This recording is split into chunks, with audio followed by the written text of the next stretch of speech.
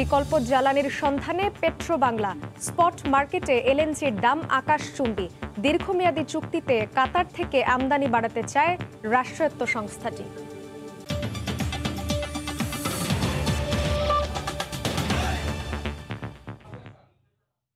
ভোরের সময়ের সঙ্গে আছি আমি জান্নাতুল সাদিয়া। এক মাস ধরে রাজনৈতিক দলগুলোর সঙ্গে নির্বাচন কমিশনের সংলাপের ফলাফল নিয়ে রাজনৈতিক মহলে চলছে আলোচনা। কেউ কেউ বলছেন নির্বাচন পদ্ধতির সমাধান না করে সংলাপে ফল আসবে না। এদিকে গণতন্ত্রের স্বার্থেই নিজেদের করা গেলেও নির্বাচনের মতো ভোট আর চান না সাবেক এক কমিশনার। রাশেদ লিমনের রিপোর্ট। দ্বাদশ জাতীয় সংসদ নির্বাচনের এখনও বাকি ঢের, তবে আসছে নির্বাচনকে সামনে রেখে এরই মধ্যে নিজেদের প্রস্তুতি শুরু করেছে নির্বাচন কমিশন। তারই অংশ হিসাবে নিবন্ধিত রাজনৈতিক দলের সঙ্গে সংলাপের আয়োজন করে ইসি। 17 জুলাই থেকে 31 জুলাই পর্যন্ত নিবন্ধিত 39টি রাজনৈতিক দলকে আলোচনায় ডাকে কমিশন। তবে 28টি রাজনৈতিক দল অংশ নিলেও কমিশনের ডাকে সাড়া দেয়নি বিএনপি সহ 9টি রাজনৈতিক দল। দুটি দল চেয়েছে সময়। সংলাপের সবচেয়ে আলোচিত বিষয় ছিল নির্বাচনকালীন সরকার আর ইভিএম। কমিশনের এখতিয়ারে না থাকলেও নির্বাচনের সময় কেমন সরকার থাকবে বেশিরভাগ দল কথা বলেছে সে বিষয়ে। রাজনৈতিক বিশ্লেষকরা বলছেন পুরো সংলাপে কমিশনের এখতিয়ারে নেই এমন বিষয়ে ছিল আলোচনার অলিখিত এজেন্ডা। তাই নির্বাচনের সময় কেমন সরকার হবে তা নিয়ে রাজনৈতিক বিরোধের মধ্যে এই সংলাপ অর্থহীন। এখানে যে ধরনের প্রস্তাবগুলো দিচ্ছে বিভিন্ন স্টেক হোল্ডাররা, কতগুলো আছে যে ইলেকশন কমিশনের পক্ষে বাস্তবায়ন করা সম্ভব না, তাদের ম্যান্ডেটে নাই। নির্বাচনকালীন সরকার কীরকম হবে সে সিদ্ধান্ত তো সরকার পার্লামেন্টকে নিতে হবে। কনফিউশন তো কমলো না, কারণ হচ্ছে যে নির্বাচনকালীন সরকার ওইখানে এসে কিন্তু সব কিছু আটকে গেছে। তবে সাবেক নির্বাচন কমিশনাররা মনে করেন সংলাপে সবাই অংশ না নিলেও যারা এসেছেন সবাই সুষ্ঠু নির্বাচনের পক্ষে মত দিয়েছেন, সেটাই ইতিবাচক। নিজেদের অধীনে সবশেষ নির্বাচনের উদাহরণ টেনে এই কমিশনার বলেন তেমন নির্বাচন আর চান না তিনি। সংলাপ এটা অবশ্যই প্রয়োজন। সংলাপের মাধ্যমে অনেক জটিল সমস্যার সমাধান হতে পারে। 2018 বা 2014 সালের নির্বাচনের মতো যেন বাকি সামনে নির্বাচনটা না হয়, সবাই তাই চাচ্ছে। আমাদের দেশের গণতন্ত্রের জন্য, রাজনৈতিক পরিস্থিতিটাকে উন্নয়নের জন্য একটা ভালো নির্বাচন অবশ্যই দরকার। রাজনৈতিক দলের আস্থা অর্জনে স্থানীয় সরকার নির্বাচনে কমিশনের কথা আর কাজে মিল দেখাতে হবে বলেও মনে করেন সাবেক এই নির্বাচন কমিশনার। নির্বাচনী প্রচারণায় রাশেদ লিমন, সময় সংবাদ, ঢাকা। আকাশচুম্বী দামের কারণে স্পট মার্কেট থেকে সরে আসার পর এবার এলএনজির বিকল্প উৎসের সন্ধানে পেট্রোবাংলা। জ্বালানির ঘাটতি মেটাতে বিদ্যমান দীর্ঘমেয়াদী চুক্তির আওতায় কাতার থেকে আমদানি বাড়াতে চায় রাষ্ট্রায়ত্ত সংস্থাটি। আর সে অনুযায়ী আলোচনার জন্য কাতারের সাড়ার অপেক্ষায় পেট্রোবাংলা। তবে বর্তমান পরিস্থিতিতে সমঝোতায় পৌঁছানোর ব্যাপারে সংশয় থাকলেও আগামীর কথা বিবেচনায় দর কষাকষি অব্যাহত রাখার পরামর্শ বিশেষজ্ঞদের। ফারুক ভূঁইয়া রবিনের রিপোর্ট। উচ্চমূল্যের ঝুঁকি থাকলেও ক্রমবর্ধমান সংকট সামাল দিতে তরলীকৃত প্রাকৃতিক গ্যাস এলএনজিতেই ঝুঁকে জ্বালানি বিভাগ। 2018 সাল থেকে দেশে আমদানি করা এলএনজির বড় অংশই কেনা হয় কাতার ও ওমানের সঙ্গে করা দীর্ঘমেয়াদী চুক্তির ভিত্তিতে, যা থেকে মিলছে দৈনিক 500 মিলিয়ন ঘনফুট গ্যাস। আর স্পট মার্কেট থেকে কেনা এলএনজি থেকে আসতো 2 থেকে 250 মিলিয়ন ঘনফুট। তবে বিপত্তি বাধে যুদ্ধের প্রেক্ষাপটে স্পট মার্কেটে এলএনজির আকাশচুম্বী দামে। বছরখানেক আগেও স্পট মার্কেটে প্রতি ইউনিট এলএনজি মিলত $5 থেকে $6। সেই দর এখন ঘুরপাক খাচ্ছে $40 আশেপাশে। ফলে সরে আসতে হয় স্পট মার্কেট থেকে। আর তাই এতদিন দেশে 3000 মিলিয়ন ঘনফুটের উপরে থাকা গ্যাসের দৈনিক সরবরাহ নেমে এসেছে 2850 মিলিয়নে। এমন অবস্থায় কাতারের সঙ্গে দীর্ঘমেয়াদী চুক্তির আওতায় এলএনজি সরবরাহ বাড়াতে চাইছে পেট্রোবাংলা। সম্প্রতি নিজেদের পাঠানো প্রস্তাবের বিপরীতে কাতারের জবাবের অপেক্ষায় সংস্থাটি। আলোচনার জন্য তাদেরকে আমরা অনুরোধ জানিয়েছি। আমরা আশা করছি খুব সহসাই কাতারের কাছ থেকে একটি রেসপন্স পাবো। তাদেরকে আমরা বলবো যে তারা বিদ্যমান চুক্তির আওতায় আমাদের যে পরিমাণ দিচ্ছে তার চেয়ে বর্ধিত হারে যদি কাতার আমাদেরকে প্রোভাইড করতে পারে, আমরা সেই ক্ষেত্রে সেই বিষয়টি সরকারের কাছে আমরা উপস্থাপন করব। তবে বৈশ্বিক জ্বালানির বর্তমান টালমাটাল পরিস্থিতিতে নতুন সমঝোতায় পৌঁছানো কতটা সম্ভব হবে তা নিয়ে সংশয় রয়েছে বিশেষজ্ঞদের। যদিও আগামীর কথা বিবেচনায় পরামর্শ দিচ্ছেন এখন থেকেই দর কষাকষির। এটা যদি করতে পারে ভালো, বাট এটা এত সহজ হবে না। বিকজ অফ দ্য সিচুয়েশন এত সহজ হবে না, কারণ ইউরোপ ইজ গ্রেটার প্রায়োরিটি। এই মুহূর্তে যে পরিস্থিতি, তাতে কোনো দেশ, আমাদের মতো দেশ, কোনো এলএনজি প্রকল্পের মধ্যে যেতে পারবে না। কিন্তু যখন যেতে পারবে তার জন্য প্রস্তুতি থাকে এবং সেই আলোচনাটা যেন চলতে থাকে। কারণ তখন কিন্তু আমরা যদি আবার বোটটা হারিয়ে ফেলি, অর্থাৎ নৌকা যদি আমরা ছেড়ে চলে যাই, সেই রকম যেন আমাদের পরিস্থিতি না হয়, সেটা আমাদেরকে দেখতে হবে। সংকটকালে তাই ঘুরে ফিরেই গুরুত্ব পাচ্ছে নিজেদের উৎপাদন বাড়ানো আর জ্বালানির সাশ্রয়ী ব্যবহার নিশ্চিতের। ফারুক ভূঁইয়া, রবিন, সময় সংবাদ, ঢাকা। কেজিতে ইউরিয়া সারের দাম বাড়ল ৬ টাকা। নতুন দামের ফলে প্রতি কেজি ইউরিয়া সারের দাম ডিলার পর্যায়ে ২০ টাকা আর কৃষক পর্যায়ে দাঁড়াবে ২২ টাকা। তবে দাম বাড়ানোর পরও সরকারকে প্রতি কেজিতে ৫৯ টাকা ভর্তুকি দিতে হবে বলে জানায় কৃষি মন্ত্রণালয়। ফসল উৎপাদনের অত্যন্ত গুরুত্বপূর্ণ উপকরণ ইউরিয়া সার। দেশের সব কৃষককেই ফসল ফলাতে নির্ভর করতে হয় এ সারের ওপর। এবার এক লাফে প্রতি কেজিতে ইউরিয়ার দাম বাড়ল ৬ টাকা। সোমবার ডিলার পর্যায়ে প্রতি কেজি ইউরিয়া সারের দাম ১৪ টাকা থেকে বাড়িয়ে ২০ টাকা নির্ধারণ করে বিজ্ঞপ্তি দেয় কৃষি মন্ত্রণালয়। আর কৃষক পর্যায়ে এখন ১৬ টাকার পরিবর্তে প্রতি কেজিতে খরচ হবে ২২ টাকা। নতুন এ দাম কার্যকর হবে সোমবার থেকেই। কৃষকরা জানান উৎপাদনে খরচ বাড়বে তাদের। হঠাৎ করে ইউরিয়ার দামটা বাড়ছে, তাতে তো আমাদের সমস্যা। আমি তো এই মুহূর্তে অত টাকা দিয়ে দাম দিয়ে কিনতে পারবো না। এখন সমস্যা, এখন বাড়তি খরচে আবার সুবেদ করা লাগবে, এই সমস্যা হয়ে গেল। কৃষি মন্ত্রণালয় বলছে ইউরিয়া সারের ব্যবহার যৌক্তিক পর্যায়ে রাখা এবং চলমান বৈশ্বিক পরিস্থিতিতে আন্তর্জাতিক বাজারে সারের দাম অস্বাভাবিক হারে বাড়ার কারণে সমন্বয় করতে হয়েছে দেশের বাজারেও। আর খরচ সমন্বয়ে ইউরিয়া সারের ব্যবহার পরিমাণ 1/3 কমিয়ে দিলে ফসলের কোনো ক্ষতি হবে না বলেও জানান কৃষি সচিব। ইউরিয়া সারের অতি ব্যবহার বা অপব্যবহার হচ্ছে। এই ইউরিয়া সারের ব্যবহারটা যেন যৌক্তিক পর্যায়ে থাকে। পাশাপাশি আন্তর্জাতিক বাজারে করোনা পরিস্থিতি এবং ইউক্রেন রাশিয়া যুদ্ধের যে প্রভাব, তার কারণে আমাদের যে সারের দাম ৩ থেকে ৪ গুণ বৃদ্ধি হয়েছে। গত এক বছরে আন্তর্জাতিক বাজারে সারের দাম ৪ গুণ বাড়ার কথা উল্লেখ করে কৃষি মন্ত্রণালয় বলছে আগের বছরের তুলনায় প্রায় ৪ গুণ বাড়িয়ে ২০২১-২২ অর্থ বছরে সাড়ে ২৮,০০০ কোটি টাকা ভর্তুকি গুনতে হয় সরকারকে। তবে দাম বাড়লেও চাহিদার তুলনায় দেশে সব রকমের সারের পর্যাপ্ত মজুদ থাকার কথা জানিয়েছে কৃষি মন্ত্রণালয়। কাজল আব্দুল্লাহ, সময় সংবাদ, ঢাকা। রাশিয়া ইউক্রেন যুদ্ধ শুরুর পর প্রথমবারের মতো মোংলা বন্দরে ভিড়ল রুশ জাহাজ। এসেছে রূপপুর পারমাণবিক বিদ্যুৎ কেন্দ্রের মালামাল। খালাস শেষে এসব পণ্য রূপপুরে পাঠানো হবে বলে জানিয়েছেন ঠিকাদারি প্রতিষ্ঠান। এতে রূপপুরে কাজে গতি ফেরার আশা করা হচ্ছে। মোংলা থেকে মাহমুদ হাসানের পাঠানো তথ্য ও মাসুদ রানার ছবি নিয়ে রিপোর্ট। সোমবার বিকেল ৪টা মোংলা বন্দরের ৬ নম্বর জেটিতে দেখা মিলল রাশিয়ার পতাকাবাহী এমভি কামিল্লা নামের জাহাজ। যুদ্ধ শুরুর ৯ মাস পর এই প্রথমবার দেশে ভিড়ল রুশ জাহাজ। গত ২৮ জুন রাশিয়ার তামারুক বন্দর থেকে ছেড়ে আসে এমভি কামিল্লা। জাহাজে রয়েছেন ১৩ জন নাবিক। রূপপুর পারমাণবিক বিদ্যুৎ কেন্দ্রের ৩,৩২৮ মেট্রিক টনেরও বেশি মালামাল রয়েছে জাহাজে। খালাস শেষে এসব পণ্য রূপপুরে পাঠানো হবে বলে জানিয়েছে শ্রমিক ঠিকাদার প্রতিষ্ঠান।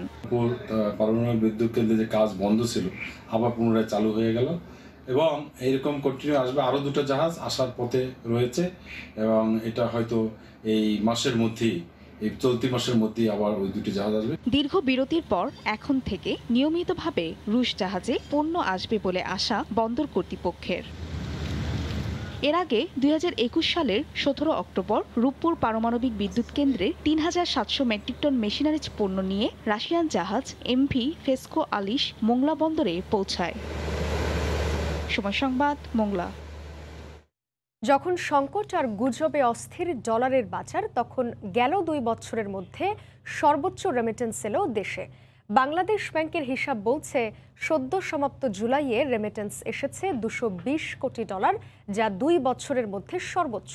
কামরুল হাসান সবুজের রিপোর্ট। প্রবাসী শ্রমিক যারা দেশের অর্থনীতিকে শক্তপোক্ত করতে নিরলস খেটে চলেছেন বিদেশের মাটিতে। বাড়তি আমদানি ব্যয় মেটাতে দেশে যখন কমছে বৈদেশিক মুদ্রার রিজার্ভ, অস্থির ডলারের বাজার, তখন আবারও রেকর্ড পরিমাণ অর্থ পাঠিয়ে দেশের অর্থনীতিতে দিলেন সুবাতাস, বাংলাদেশের সক্ষমতার জানান দিলেন বিশ্ব অর্থনীতিতে। বাংলাদেশ ব্যাংকের হিসাব, সদ্য সমাপ্ত জুলাইয়ে রেমিটেন্স এসেছে $220 কোটি, যা 2 বছরের মধ্যে সর্বোচ্চ, এমনকি গেল জুনের চেয়েও প্রায় 20% বেশি। গেল অর্থ বছরে যখন আগের অর্থ বছরের চেয়ে রেমিটেন্স কম এসেছে 15.12%, সেখানে চলতি অর্থ বছরের প্রথম মাসে প্রবাস আয়ের এভাবে ঘুরে দাঁড়ানোকে ইতিবাচক হিসেবে দেখছেন অর্থনীতিবিদরা। বলছেন, এমন সময় দেশে এভাবে ডলারের যোগান বাড়লো যে সময় বিশ্ব অর্থনীতির অস্থিরতা কাটাতে নতুন করে ভাবতে হচ্ছে বাংলাদেশকে।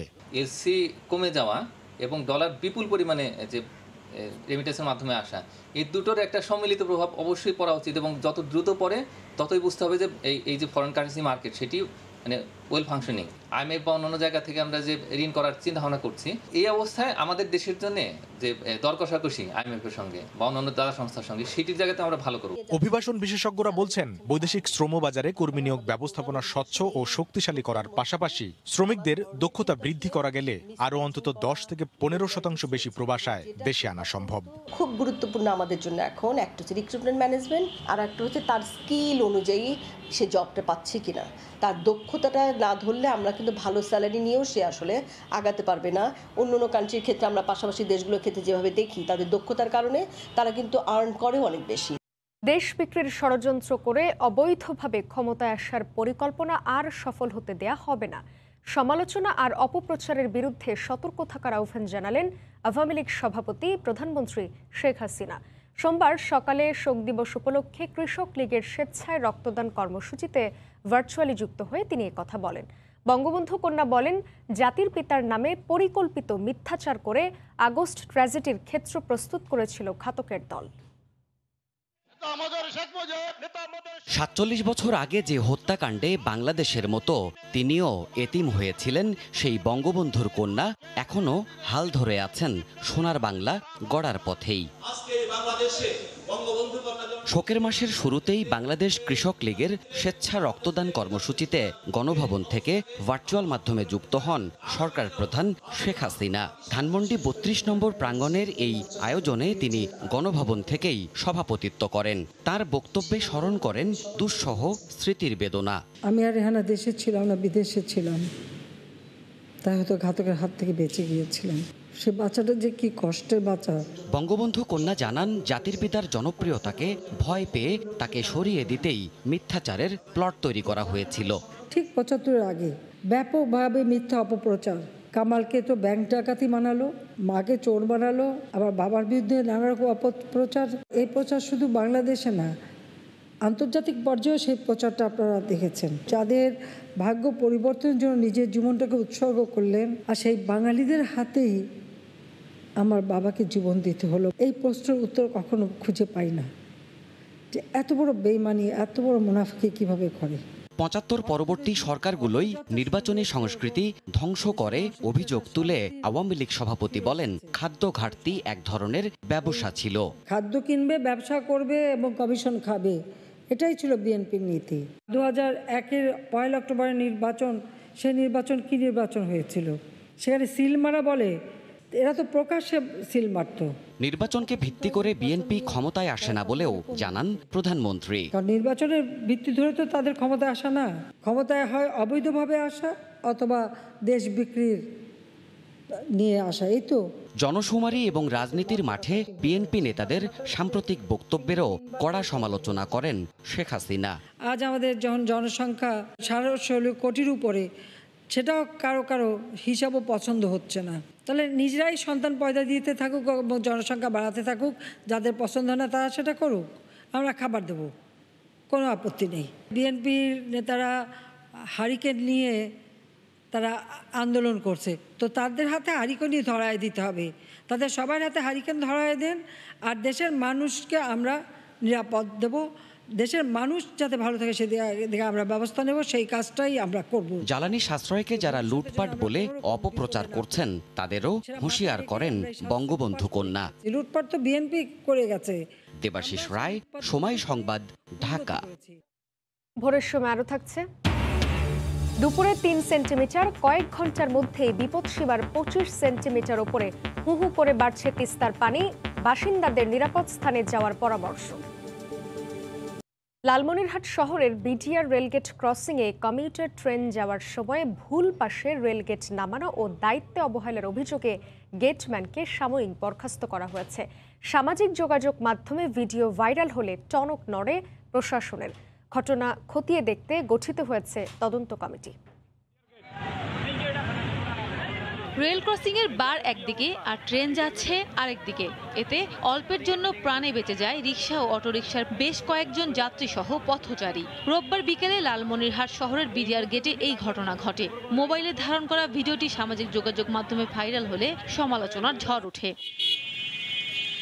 লালমনিরহাট শহরের বিডিআর গেট এলাকার এই প্রধান সড়ক দিয়ে ভোর থেকে গভীর রাত পর্যন্ত পথচারী আর যানবাহনের চাপে যানজট লেগেই থাকে। জেলার বুড়িমারি রেল রুটের ট্রেনগুলো এই বিডিআর গেট দিয়েই চলাচল করে। রোববার বিকেলে দিনাজপুর থেকে ছেড়ে আসা বুড়িমারিগামী কমিউটার যাত্রীবাহী ট্রেনটি বিকেল 3:30টায় ব্যস্ততম ওই এলাকা অতিক্রমের সময় কর্তব্যরত গেটম্যান ভুল করে পশ্চিম পাশের গেট বন্ধ না করে পূর্ব পাশের রেলপথের গেট বন্ধ করে। মুহূর্তের মধ্যেই ট্রেনটি বিডিআর গেটে চলে যায়। যাওয়ার আগেই পথচারী ও স্থানীয়রা বিষয়টি আঁচ করতে পেরে চলাচল বন্ধ রাখায় হতাহতের কোনো ঘটনা ঘটেনি। গেটম্যানের এমন অবহেলার জন্য স্থানীয়রা এর তীব্র প্রতিবাদ জানিয়েছেন। এখানে অল্পের জন্য অনেক লোক মৃত্যুর হাত থেকে বাঁচছে। কালকে ঘটনা এক লাইনে গেট দিছে, আরেক লাইন দিয়ে গাড়ি গেছে। কাস্টমার বলল যে এই লাইনে মনে হয় ট্রেন ঢুকছে, তখন আমরা দুইজনে দৌড়ে বের হইলাম। এখানে যোগ্য গেটম্যান দেওয়া উচিত এবং এখানে যদি একটা ফ্লাইওভার করে দিত তাহলে আরো অনেক ভালো হতো। এদিকে ঘটনার ভিডিও ভাইরাল হলে টনক নড়ে রেলওয়ে কর্তৃপক্ষের। গেটম্যান নাহির হোসেনকে সাময়িকভাবে বরখাস্ত করা হয়েছে বলে জানায় তারা। আমরা ওই সংশ্লিষ্ট গেটকিপার, দায়িত্বরত গেটকিপার, তাকে সাময়িক বরখাস্ত করা হয়েছে এবং স্টেশন মাস্টার তাকে নট টু বুক করা হয়েছে। 1 সদস্যের কমিটিও গঠন করা হয়েছে বিষয়টি তদন্ত করে দেখবার জন্য। আমরা 3 কার্যদিবসের মধ্যে তার রিপোর্ট পাবো। এই ঘটনায় একটি তদন্ত কমিটি গঠন করেছে কর্তৃপক্ষ। বিভাগীয় ট্রাফিক ইন্সপেক্টরকে 3 দিনের মধ্যে প্রতিবেদন দিতে নির্দেশ দেওয়া হয়েছে। সময় সংবাদ, লালমনিরহাট। মুন্সিগঞ্জে চলন্ত লঞ্চে বিদ্যুতায়িত হয়ে এক কলেজ ছাত্র নিখোঁজ এবং 7 বন্ধু আহত হয়েছে।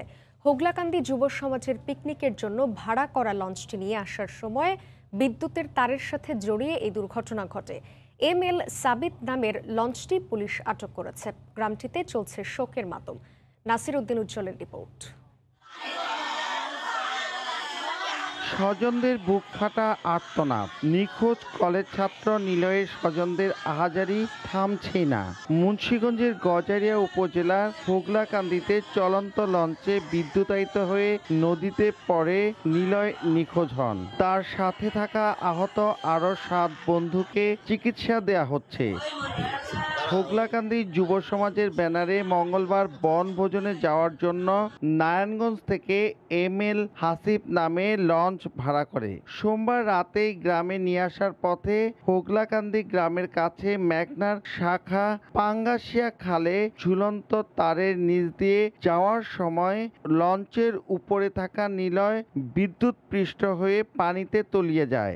সবাই ছিল ফায়ার করছে,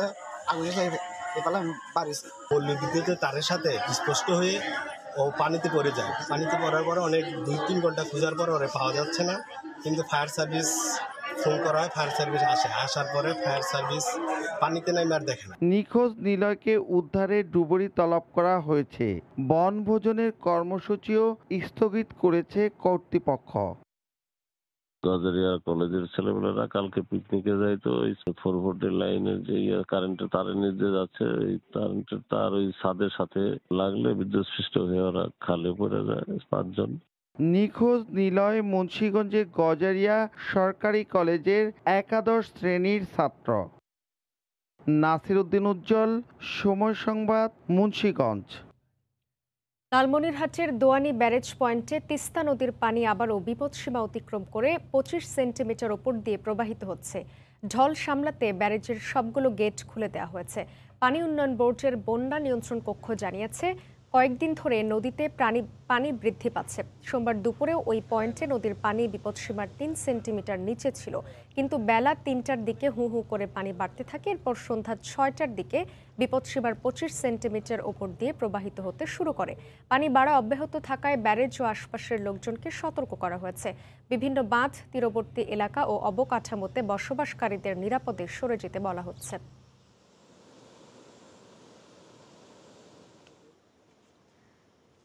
বজ্রপাতের ফলে ব্যারেজের অটোমেটিক অপারেশনাল সিস্টেম বিকল হলে 7 কোটি টাকা ব্যয়ে আবার চালু করা হয়, কিন্তু কয়েক মাসের মধ্যে আবারও বিকল হয়ে যায়।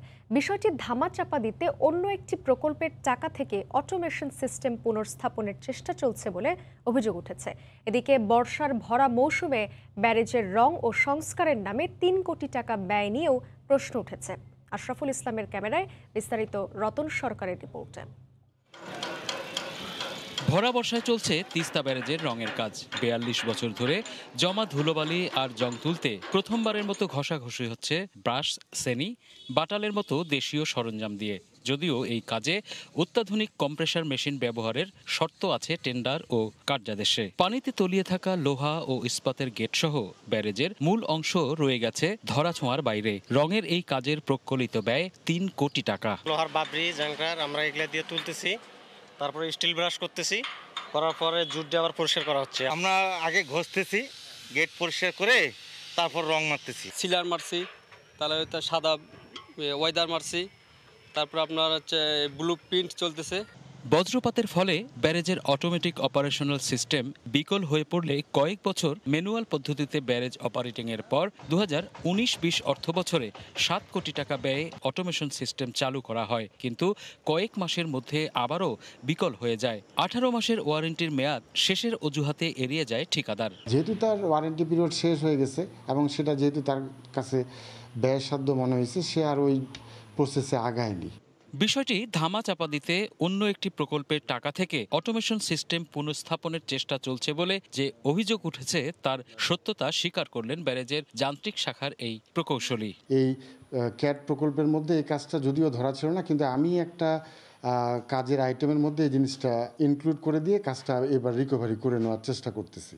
গত 4 বছরে রেকর্ড ভাঙা ঢল সামলাতে গিয়ে ক্ষতিগ্রস্ত হয়েছে ব্যারেজের বিভিন্ন অবকাঠামো। 2বার বিধ্বস্ত হয়েছে ফ্লাড বাইপাস। প্রথমবার 2 কোটি টাকায় ফ্লাড বাইপাস সংস্কারের কাজ হলেও দ্বিতীয়বারের জন্য টেন্ডার হয়েছে 3 কোটি টাকার, কিন্তু অর্থ বছর শেষ হলেও শেষ হয়নি ফ্লাড বাইপাস মেরামতের কাজ। Ratan Sarkar, Somoy Sangbad, Teesta barrage, Lalmonirhat. Target master কার্ডধারী সচ্ছল ব্যক্তি অনলাইন অফলাইনে সক্ষমতা গড়ে হাতিয়ে নেয় গোপন তথ্য। এরপরেই মোবাইল ব্যাংকিং কর্মকর্তা পরিচয়ে সুকৌশলে ফাঁকা করে ভুক্তভোগীদের ব্যাংক অ্যাকাউন্ট। কয়েক কোটি টাকা হাতিয়ে নেয়া খোকন ব্যাপারী ওরফে জুনায়েদকে নারায়ণগঞ্জ থেকে গ্রেফতারের পর এ তথ্য জানিয়েছে সিআইডি। বেসরকারি বিশ্ববিদ্যালয়ে স্নাতকোত্তর পাশ খোকন ব্যাপারী ওরফে জুনায়েদ 5 থেকে 6 সদস্যের টিম টার্গেট করতেন সমাজের সচ্ছল ব্যক্তিদের। অনলাইন ও অফলাইনে সক্ষমতা গড়ে হাতিয়ে নিতেন ব্যক্তিগত এবং ব্যাংকিং তথ্য।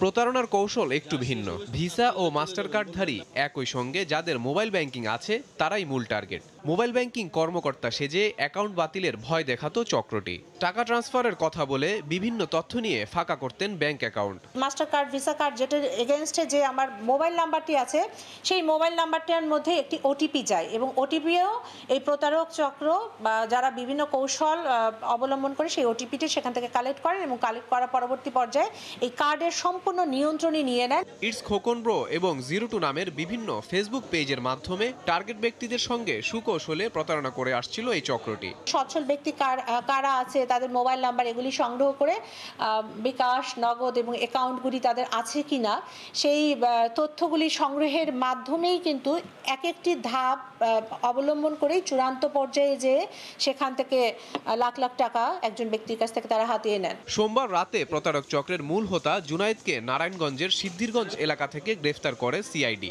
চক্রের বাকিদেরও গ্রেফতারের চেষ্টা চলছে। এদিকে সর্বোচ্চ গোপনীয়তা মেনে যে কোনো লেনদেনের পরামর্শ সংস্থাটির। 1 কোটিরও বেশি টাকার মতো ট্রানজিশন প্রাথমিক পর্যায়ে আমরা পেয়েছি। হাসিবুল হাসান, সময়। মাদারীপুরে একটি সরকারি প্রাথমিক বিদ্যালয়ের প্রায় 200 শিক্ষার্থীর উপবৃত্তি ও স্কুল ড্রেসের টাকা প্রতারণার মাধ্যমে হাতিয়ে নেয়ার অভিযোগ উঠেছে। ঘটনার পর গা ঢাকা দিয়েছেন অভিযুক্ত একটি মোবাইল ব্যাংকিংয়ের এজেন্ট। এই ঘটনার সাথে জড়িতদের শাস্তি দাবি করেছেন শিক্ষক, শিক্ষার্থী ও অভিভাবকরা। অবশ্য টাকা ফেরত ও আইনগত ব্যবস্থা নেওয়ার আশ্বাস দিয়েছেন সংশ্লিষ্টরা। সঞ্জয় কর্মকার অভিজিতের রিপোর্ট, ছবি তুলেছেন শাহাদাত আকন। মাদারীপুর সদর উপজেলার 121 নম্বর চর হোগলপাতিয়া সরকারি প্রাথমিক বিদ্যালয়ে 193 জন শিক্ষার্থী লেখাপড়া করে। শিক্ষার্থীদের বিদ্যালয়মুখী করতে শ্রেণীভেদে সরকারের পক্ষ থেকে উপবৃত্তি ও পোশাক কেনার জন্য জনপ্রতি 1450 টাকা থেকে 1950 টাকা দেয়া হয়। এজন্য অভিভাবকদের প্রত্যেককে খুলতে হয়েছে একটি মোবাইল ব্যাংকিং অ্যাকাউন্ট। এই সুযোগকে কাজে লাগান বিদ্যালয়ের পাশে বাংলাবাজার এলাকার একটি মোবাইল ব্যাংকিং অ্যাকাউন্টের এজেন্ট আবুল হোসেন খলিফা। কৌশলে জেনে নেন সবার গোপন পিন নম্বর। এরপর প্রতারণার মাধ্যমে উপবৃত্তি ও পোশাকের টাকা হাতিয়ে নেওয়ার অভিযোগ ওঠে। এই ঘটনায় অভিযুক্তের শাস্তির দাবি জানিয়েছেন শিক্ষক, শিক্ষার্থী ও অভিভাবকেরা। আমার সাথে যারা পড়ে সেটা 1900 টাকা পাইছে, আমি 900 টাকা পাইছি। আমাকে আবুল থেকে 450 টাকা দিছে, বাকি টাকা রেখে দিছে। বলছি যে ভাইয়া দেখেন দিয়ে আমার টাকা আসছে নি মেসেজ। সে বলছে টিপে টিপে বলছে 1000 টাকা আসছে। পিন নাম্বার আবুলের কাছে থাকে। অ্যাপসে দেখলাম যে আমার টাকা আসছে 1900 টাকা। তারপর আবুলকে জিগাইলাম যে আমার কয় টাকা আসছে, এখন কোনো কথা বলে না। আমি এর উপযুক্ত শাস্তি চাই, কারণ বাচ্চাদের এটা দিচ্ছে পড়ালেখার জন্য। ঘটনার পর আবুলের দোকানে তালা ঝুলিয়ে দেয় স্থানীয়রা। বাড়িতে গিয়েও পাওয়া যায়নি তাকে। তবে মুঠোফোনে ঘটনার সাথে জড়িত থাকার কথা অকপটে স্বীকার করেন অভিযুক্ত এজেন্ট। আমি 5-6টা নাম্বারে টাকা 1900 আইসে 1000 দিয়ে দিছি, 900 রাখিয়ে দিছিলাম। 5-6টা নাম্বারে রাখিয়ে দিছিলাম, আবার ফেরত দিয়ে দিছি। সময়টা মা পৌঁছাইছি। শিক্ষার্থীদের টাকা ফেরত আনতে প্রয়োজনীয় পদক্ষেপ নেওয়ার আশ্বাস দেন উপজেলা প্রাথমিক শিক্ষা কর্মকর্তা। আমরা এখানে যারা এজেন্ট আছে এরা আমরা কর্তৃপক্ষের কাছে জানা, ওদের এজেন্ট বাতিল করে দেয় এবং ওদের বিরুদ্ধে শাস্তিমূলক ব্যবস্থা গ্রহণ করা হয়। এদিকে এ ব্যাপারে আইনগত ব্যবস্থা নেওয়ার কথা জানান উপজেলা প্রশাসনের শীর্ষ কর্মকর্তা। এটি একটা জালিয়াতি, এটা উপযুক্ত শাস্তি পেতে হবে। সে ব্যাপারে যে কোনো একজন মামলা করে দিলেই তার বিরুদ্ধে আইনগত ব্যবস্থা নেওয়া হবে। 1971 সালে প্রতিষ্ঠিত 121 নম্বর চর হোগলপাতিয়া প্রাথমিক বিদ্যালয়টি 1985 সালে জাতীয়করণ করা হয়। 2 বছর ধরে বিদ্যালয়ের উপবৃত্তি ও পোশাকের টাকা আসছে একটি মোবাইল ব্যাংকিং অ্যাকাউন্টের মাধ্যমে। সঞ্জয় কর্মকার, অভিজিৎ, সময় সংবাদ, মাদারীপুর। মানিকগঞ্জের কালীগঙ্গা নদী পাড়ের তরাঘাটের টাটকা দেশীয় মাছের আড়ত। গত কয়েকদিনে পদ্মা, যমুনা সহ খাল বিলের মুক্ত জলাশয়ের মাছের সরবরাহ বেড়েছে। মাছ বেচা কেনার খবর জানাতে এই মুহূর্তে মানিকগঞ্জের বৃহৎ তরা মৎস্য আড়তে আছেন রিপোর্টার মোহাম্মদ ইউসুফ আলী। সরাসরি যাচ্ছি তার কাছে। ভোর কাকডাকা ভোর থেকে কিন্তু এইটা তরাটে যে মৎস্য আড়তটি রয়েছে, এই মৎস্য আড়তে আসলে জেলে এবং পাইকারদের বেচা কেনাটা এখন সরগরম। যদি বলি ভোর থেকেই বেচা কেনা শুরু হয়েছে, সেই ক্ষেত্রে কিন্তু এখন এটা বেচা কেনা চলছে। তবে যারা ঢাকার এবং ঢাকার আশপাশের যারা পাইকার এসেছিল তারা কিন্তু এটা ক্রয় করে চলে গিয়েছে অলরেডি। এখন কিন্তু স্থানীয় যারা জেলাটে এবং অলিগলিতে বিভিন্ন পাইকার এবং স্থানীয়রা কেমন কেনা করছে। যদি বলি আজকের যে মাছের যে দরটি সেটি যদি আপনাকে জানাই, তবে এটা কাতল বিক্রি হচ্ছে 180 থেকে 220 টাকা, চিতল বিক্রি হচ্ছে 300 থেকে 400 টাকা, পাবদা বিক্রি হচ্ছে 280 থেকে 300 টাকা কেজি দরে। আমি একটি কথা বলবো যে এখানে কিন্তু হাট ডাকে বিক্রি হচ্ছে, সেই ক্ষেত্রে আমরা কেজিতে বলার চেষ্টা করছি। তবে এটা মাছের প্রকার ভেদ অনুসারে কিন্তু সেটার দর দামটা একটু পরিবর্তনও হয়। তবে মলা বিক্রি হচ্ছে এখানে 120 থেকে 130 টাকা। ইলিশ বিক্রি হচ্ছে, ইলিশের কথা যদি বলি আজকে ইলিশ কিন্তু বেশ একটা সরবরাহ রয়েছে এইটা আড়তে। তবে সেক্ষেত্রে পদ্মা, যমুনা থেকে শুরু করে আশপাশের যে থেকেও কিন্তু ইলিশ এসেছে। সেই ক্ষেত্রে বলতে পারি হাফ কেজির যে ইলিশগুলো রয়েছে সেই ইলিশগুলো কিন্তু এটা 520 থেকে 600 টাকার মধ্যে বিক্রি হচ্ছে এবং যে 1 কেজির যে ধরনের ইলিশ রয়েছে সেই ইলিশগুলো কিন্তু 1100 টাকা দরে বিক্রি হচ্ছে। এখানে কই বিক্রি হচ্ছে 260 টাকা থেকে 280 টাকা দরে। আইর বিক্রি হচ্ছে 1050 থেকে 1100-র ভিতরে, শিং মাছ বিক্রি হচ্ছে 320 থেকে 340 টাকার ভিতরে, কই মাছ বিক্রি হচ্ছে 300 থেকে 320 টাকার ভিতরে, শোল বিক্রি হচ্ছে 350 থেকে 400 টাকার ভিতরে, বাইম বিক্রি হচ্ছে 600 থেকে 650 টাকা, রিটা মাছ বিক্রি হচ্ছে 550 থেকে 600 টাকা, চিংড়ি মাছ বিক্রি হচ্ছে 600 থেকে 620 টাকার ভিতরে। এই যে আমি জেলেদের সাথে কথা বলেছি, জেলেরা আমাকে জানিয়েছে কয়েকদিন অর্থাৎ 2-3 দিনের মধ্যে যে আবহাওয়াটা একটু খারাপ রয়েছে, কখনো গুড়ি গুড়ি মাঝারি বৃষ্টি বাদল হচ্ছে এবং মেঘলা মেঘলা ভাব রয়েছে, যার জন্য কিন্তু আজকে এর যে বাজারটা কিন্তু স্থিতিশীল রয়েছে। তবে মাছের সরবরাহ যদি বলি, একদম যে খাল বিল পদ্মা যমুনা যে ইসামতি ধলেশ্বরী কালীগঙ্গার যে মুক্ত জলাশয়ের যে মাছগুলো রয়েছে, সেই মাছগুলো কিন্তু এখানে আসে। তবে সেই ক্ষেত্রে কিন্তু মাছের সরবরাহটা একটু কম থাকলেও কিন্তু সেটা মাছের দরটি কিন্তু বৃদ্ধি পায়নি বলে জেলেরা আমাকে জানিয়েছে। তবে কয়েকদিনের তুলনায় মাছের সরবরাহটা একটু কম, কিন্তু দরটি স্থিতিশীল রয়েছে।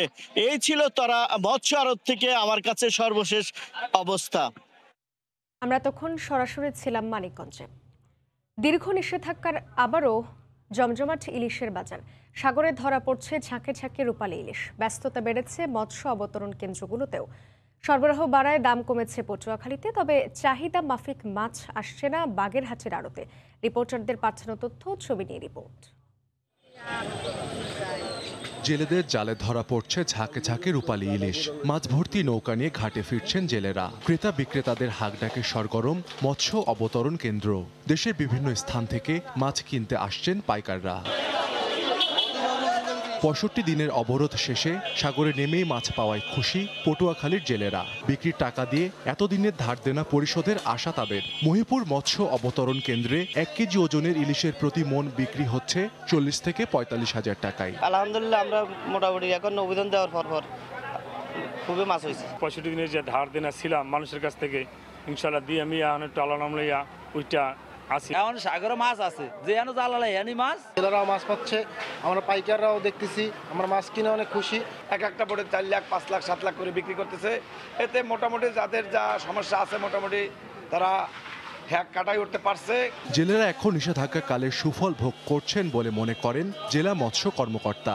যথেষ্ট পরিমাণে ইলিশ এবং অন্যান্য সামুদ্রিক মাছ আমরা জেলেদের জালে ধরা পড়ছে। আমরা আশা করছি যে আমাদের ইলিশের উৎপাদনের লক্ষ্যমাত্রা আমরা ছাড়িয়ে যাব। তবে ইলিশের সরবরাহ কমেছে বাগেরহাটে। ভোর থেকে শহরের কেবি মাছ বাজারে শুরু হয় ইলিশের কেনা বেচা। জেলেরা জানান গত কয়েকদিন ধরেই সাগরে চাহিদা মতো ইলিশ মিলছে না। মাছ কিনে বিভিন্ন হাটে বিক্রি করি এবং এক সময় একটা রেট থাকে, সবসময় এক রেট থাকে না। মাছের দাম খুব বৃদ্ধি, ইলিশ মাছের দাম অন্য আজকের একটু মাছের চাপও কম। মাছ হিসাবে মনে করেন তুলেটারি আছে 300 টাকা কেজি, মর মাছে 200 টাকা 250 টাকা পরে কেজি, ঠিক আছে, কাউ আছে 200 টাকা 150 টাকা কেজি। দাম মোটামুটি মানে বাজারে কেনা যায়, মাছ কেনা যায়। বাগেরহাট কেবি মৎস্য অবতরণ কেন্দ্রে 1 কেজি ওজনের ইলিশ বিক্রি হচ্ছে 1200 থেকে 1300 টাকায়, আর 1.5 কেজি ওজনের ইলিশ বিক্রি হচ্ছে 1700 থেকে 1800 টাকায়। তবে অন্য সামুদ্রিক মাছের দাম রয়েছে হাতের নাগালে। সাহাল আব্দুল্লাহ আলভি, সময় সংবাদ। ডিলারদের কাছে পণ্য না পৌঁছানোয় একদিন পেছালো টিসিবির বিক্রি কার্যক্রম। শোকাবহ আগস্টে রাজধানীর নিম্নবিত্তের জন্য টিসিবির পণ্য বিক্রি শুরু হচ্ছে মঙ্গলবার। পর্যায়ক্রমে মিলবে জেলা শহরেও। ভর্তুকি মূল্যে তেল, চিনি, ডাল ও পেঁয়াজ পাবেন 1 কোটি 1 লাখ পরিবার। শোকাবহ আগস্টে নিত্যপণ্যের দামে হিমশিম খাওয়া নিম্ন আয়ের মানুষকে স্বস্তি দিতে রোববার রাতে আবারও কম দামে তেল ও ডাল সহ 4টি নিত্যপণ্য বিক্রির ঘোষণা দেয় টিসিবি। ফ্যামিলি কার্ডের মাধ্যমে 1 কোটি 1 লাখ পরিবার 110 টাকা লিটারে 2 লিটার ভোজ্য তেল, 55 টাকা কেজি দরে 1 কেজি চিনি, 65 টাকা কেজি দরে 2 কেজি ডাল ও 20 টাকা দরে 2 কেজি পেঁয়াজ পাবেন। সোমবার সকালে তেজগাঁওয়ে টিসিবির আঞ্চলিক কার্যালয়ে গিয়ে দেখা যায় ব্যাংকে টাকা জমা দিয়ে পণ্য নিতে এসেছেন ডিলাররা। জানান রাজধানীর 2 সিটি কর্পোরেশনে 300 ডিলারের প্রত্যেকে তেল, ডাল সহ মোট 7000 কেজি পণ্য বরাদ্দ পাবেন। আজ সংগ্রহ করা পণ্য প্যাকেটজাত করে কাল থেকে রাজধানীর 13 লাখ কার্ডধারীর কাছে বিক্রি শুরু হবে। বিকালে নিয়ে রাত্রি প্যাকেট করব, কালকে সকালের থেকেই দেওয়া শুরু হবে। তেল যেমন 2000, চিনি 1000, আর ডাল 2000 আর পেঁয়াজ 2000, মোট 7000। এটা আমাদের বরাদ্দ। কার্যক্রমটা খুবই সুন্দর মনে হচ্ছে। 2বার নেওয়ারও সুযোগ নেই। এক ওয়ার্ডের কার্ড অন্য ওয়ার্ডে হলো পাঞ্চ হয় না। টিসিবির মুখপাত্র জানান, নির্বিঘ্নে বিক্রি কার্যক্রম সম্পন্ন করতে 20,000 মেট্রিক টন করে তেল ও ডাল, 10,000 মেট্রিক টন চিনি আর 15,000 মেট্রিক টন পেঁয়াজ মজুদ রয়েছে। ডিলারদের 9/6 বন্ধে অ্যাপসে নজরদারি করবে উত্তর সিটি কর্পোরেশন। তবে এতে আগ্রহী নয় দক্ষিণ সিটি কর্পোরেশন। কালকে থেকে ভোক্তা পর্যায়ে পণ্যটা পাবে। 1000 ভোক্তার জন্য আমরা পণ্য দিচ্ছি প্রত্যেকটা ডিলারকে। একদিনে সবার কাছে যাবে না। 2টা সিটি কর্পোরেশনের 129টি ওয়ার্ডে পর্যায়ক্রমে সমস্ত কার্ডধারী ভোক্তার নিকট আমাদের পণ্যটা পৌঁছে যাবে। রাজধানী বাদে সারা দেশে থাকা 3300 ডিলারের কাছে পণ্য সরবরাহ করা হবে পর্যায়ক্রমে। স্থানীয় প্রশাসনের তদারকিতে আগস্ট মাস জুড়ে চলবে এই পণ্য বিক্রি কার্যক্রম। শুভ খান, সময় সংবাদ, ঢাকা। মাদারীপুরে নিম্ন আয়ের পরিবারের মধ্যে টিসিবির পণ্য বিক্রি কার্যক্রম শুরু হয়েছে। সকালে মাদারীপুর পৌরসভা চত্বরে এর উদ্বোধন করেন পৌরসভার প্রধান নির্বাহী কর্মকর্তা শঙ্কর চন্দ্র বৈদ্য। টিসিবির পণ্য কিনতে সকাল থেকেই নিম্ন আয়ের মানুষের দীর্ঘ লাইন দেখা যায়। প্রথম পর্যায়ে মাদারীপুর পৌরসভার 9টি ওয়ার্ডে 4,868 জন সুবিধাভোগী পরিবারের প্রত্যেককে 445 টাকার বিনিময়ে 1 কেজি চিনি, 2 কেজি মসুর ডাল, 2 লিটার সয়াবিন তেল ও 2 কেজি পেঁয়াজ বিতরণ করা হয়। প্রথম দিনে পৌরসভার 1 নং ওয়ার্ডের 400 পরিবারের মাঝে সরকার নির্ধারিত দামে এই পণ্য বিক্রি করা হয়। এই কার্যক্রম চলবে আগামী 11 আগস্ট পর্যন্ত। অবশেষে ভারতের বনগাঁ পৌরসভার নিয়ন্ত্রণাধীন কালীতলা পার্কিংয়ের সিন্ডিকেটের কবল থেকে মুক্তি পেল বাংলাদেশি ব্যবসায়ীরা। চাঁদাবাজি ও হয়রানির অভিযোগে বনগাঁ পৌরসভার কাছ থেকে কালীতলা পার্কিংয়ের দায়িত্ব পশ্চিমবঙ্গ সরকারের পরিবহন দপ্তর গ্রহণ করায় গত সপ্তাহ থেকে গতি এসেছে। বর্তমানে অনলাইনে পণ্য চালান এন্ট্রি হয়ে সরাসরি চলে আসছে বেনাপোল বন্দরে। এতে 1.5 মাসের পরিবর্তে মাত্র 3 থেকে 4 দিনের মধ্যেই বাংলাদেশে ঢুকছে পণ্যবাহী ট্রাক। বেনাপোল থেকে শাওন হোসেনের ছবি ও আজিজুল হকের তথ্য নিয়ে রিপোর্ট। ভারতের বিভিন্ন প্রদেশ দিয়ে পণ্য নিয়ে বাংলাদেশে ঢোকার আগেই বনগাঁ পৌরসভার কর্তারা জোর করে ট্রাক ঢুকিয়ে দিত কালীতলা পার্কিংয়ে। সেখানে সিরিয়ালের নামে 1.5 মাস পর্যন্ত আটকে রাখা হতো ট্রাক। আদায় করা হতো ট্রাক প্রতি 50,000 থেকে 1 লাখ টাকা পর্যন্ত। এতে আর্থিক ক্ষতির পাশাপাশি আমদানিতে বিলম্ব হয়, ব্যাহত হতো শিল্প কারখানার উৎপাদন। প্রায় 2 যুগ ধরে চলছিল এই চাঁদাবাজি। অবশেষে বাংলাদেশ সরকারের প্রতিনিধিরা ভারত সরকারের সঙ্গে আলোচনা করলে সমাধানের দায়িত্ব নেন পশ্চিমবঙ্গ সরকার। সরকারের হস্তক্ষেপে বর্তমানে কালীতলা পার্কিংয়ে ট্রাক না ঢুকে অনলাইনে পণ্য চালান এন্ট্রি হয়ে সরাসরি চলে আসছে বেনাপোল বন্দরে। এতে মাত্র 3 থেকে 4 দিনের মধ্যেই বাংলাদেশে ঢুকছে পণ্যবাহী ট্রাক। কালীতলা পার্কিংয়ের থেকে আগে 1-1.5 মাস লাগতো বাংলাদেশে স্থলবন্দরে আসতে। এখন আমাদের সেই গাড়িটা সোলার বুকিংয়ের সাহায্যে 4 থেকে 5 দিনের ভিতরে বাংলাদেশে প্রবেশ করছে। 10,000 টাকা দিতে হবে, যার মাল সেই মাল মালিক দেবে এবং 3 দিন টাইম পাবে। 3 দিনের ভিতরে যদি গাড়ি না আসতে পারে তাহলে আবার আপনাকে নতুন করে বুক করতে হবে। এদিকে অনলাইন সেবার জন্য পশ্চিমবঙ্গ সরকার পণ্যবাহী ট্রাক প্রতি 10,000 ও নতুন ট্রাকের চ্যাসিস প্রতি 5,000 রুপি চার্জ নির্ধারণ করেছে।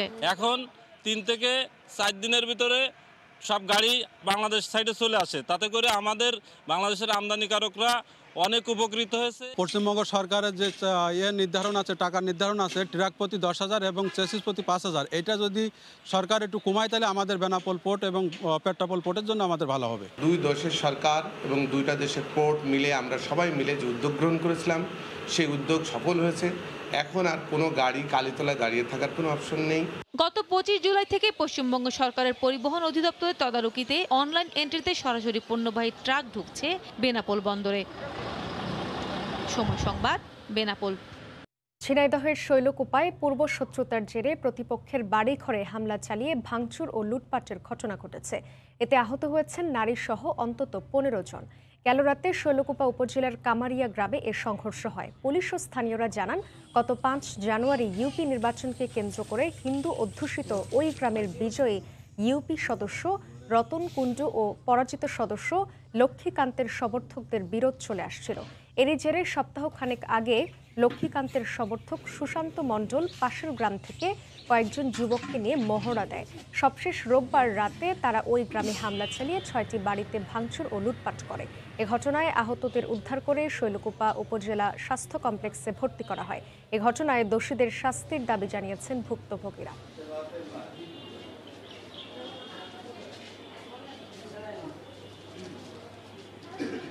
দোকান বন্ধ করতে যাই দড়িও বাড়ি চলে গেছিল, বাড়ি ফাঁদে পড়িয়ে গেছে, পড়িয়ে যাওয়ার পরেই মারেছে। 40 থেকে 50 জন লোক এসে আমাদের অতর্কিত যে যাকে পাইছে তাকে মারধর করছে আর বাড়ি ঘরে ভাঙচুর করছে।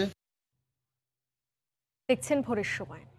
দীর্ঘ 2.5 বছর পর খুলনার ফুলতলা থেকে রূপসা রুটে চালু হলো নগর পরিবহন। ভাড়া তুলনামূলক কম হওয়ায় স্বস্তি নগরবাসীর। পরিবহন মালিকরা বলছেন, পর্যায়ক্রমে বাসের সংখ্যা বাড়ানোর পাশাপাশি নতুন রুটেও শুরু হবে কার্যক্রম। আব্দুল্লাহ আল মামুন রুবেলের রিপোর্ট, ছবি তুলেছেন আব্দুল হালিম। খুলনার রাস্তায় দীর্ঘদিন পর আবারও নগর পরিবহনের হলুদ বাসের দেখা পেল যাত্রীরা। সোমবার থেকে ফুলতলা থেকে রূপসা ঘাট পর্যন্ত 5টি বাস চলাচল করছে। এতদিন এই রুটে মাহেন্দ্র ও সিএনজি চালিত অটোরিকশার ভাড়া গুনতে হতো জনপ্রতি 60 থেকে 70 টাকা। এতে বিপাকে পড়তেন শিক্ষার্থী ও নিম্ন আয়ের মানুষ। এখন নগর পরিবহন চালু হওয়ায় সাধারণ যাত্রীদের জন্য 30 টাকা ও শিক্ষার্থীদের জন্য 15 টাকা ভাড়া নির্ধারণ করা হয়েছে। এতে স্বস্তি প্রকাশ করেছেন এই রুটে চলাচলকারীরা। আমাদের মতো স্টুডেন্ট যারা হচ্ছে স্কুল কলেজে পড়ে, ভার্সিটিতে পড়ছে, এদের জন্য খুবই উপকৃত হলো। এরা স্বল্প মূল্যে এখান থেকে ওখানে যেতে পারবে। একটার পর একটা যদি এরকম ভাবে চলতে থাকে তবে আমাদের জন্য এটা সুবিধা হয়। গাড়ির পরিমাণ যদি একটু বাড়ে তা আমাদের একটু সুবিধা হবে, আমরা তাড়াতাড়ি গন্তব্যে পৌঁছতে পারবো।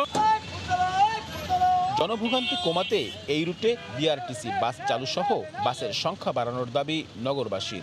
আমরা যেসব রুট নির্ধারণ করে দাবি জানিয়েছিলাম সেই রুট আমাদের পূর্ণ হয়নি। তারপরও আমরা তাদেরকে ধন্যবাদ জানাই যে তারা শুরুটা করেছে। কয়টা গাড়ি দিয়ে জনগণের নগরের বাসের সেবা দেওয়া যাবে না, গাড়ির সংখ্যা বাড়াতে হবে। একসময় ফুলতলা থেকে রূপসা পর্যন্ত 50টিরও বেশি নগর পরিবহন চলত। তবে করোনার সময় স্কুল কলেজ বন্ধ থাকায় যাত্রী কমায় আর্থিক ক্ষতির কারণে এক এক করে বন্ধ হয়ে যায় এই রুটের সবগুলো বাস। আব্দুল্লাহ আল মামুন রুবেল, সময় সংবাদ, খুলনা।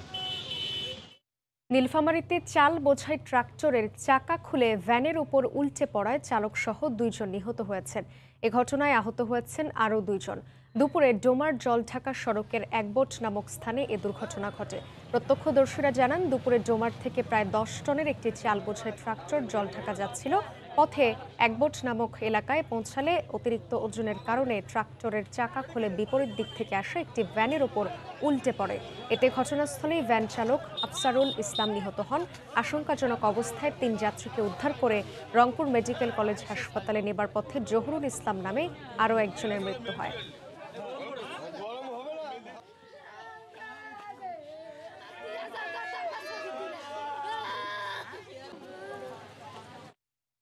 মাদারীপুরে অতিরিক্ত দামে ফ্যান বিক্রির দায়ে একটি কোম্পানিকে 50,000 টাকা জরিমানা করা হয়েছে। দুপুরে ভোক্তা অধিকার সংরক্ষণ অধিদপ্তরের সহকারী পরিচালক জান্নাতুল ফেরদৌসের নেতৃত্বে শহরে পুরাতন বাসস্ট্যান্ড এলাকা অভিযান চালায় পুলিশ। এ সময় ওয়ালটন প্লাজায় 4100 টাকার চার্জার ফ্যান 4680 টাকায় বিক্রির প্রমাণ পান তারা। এজন্য মালিককে 50,000 টাকা জরিমানা ও সতর্ক করা হয়। এর আগে 25শে জুলাই একই অপরাধে ওয়ালটনের শোরুমকে 20,000 টাকা জরিমানা করা হয়।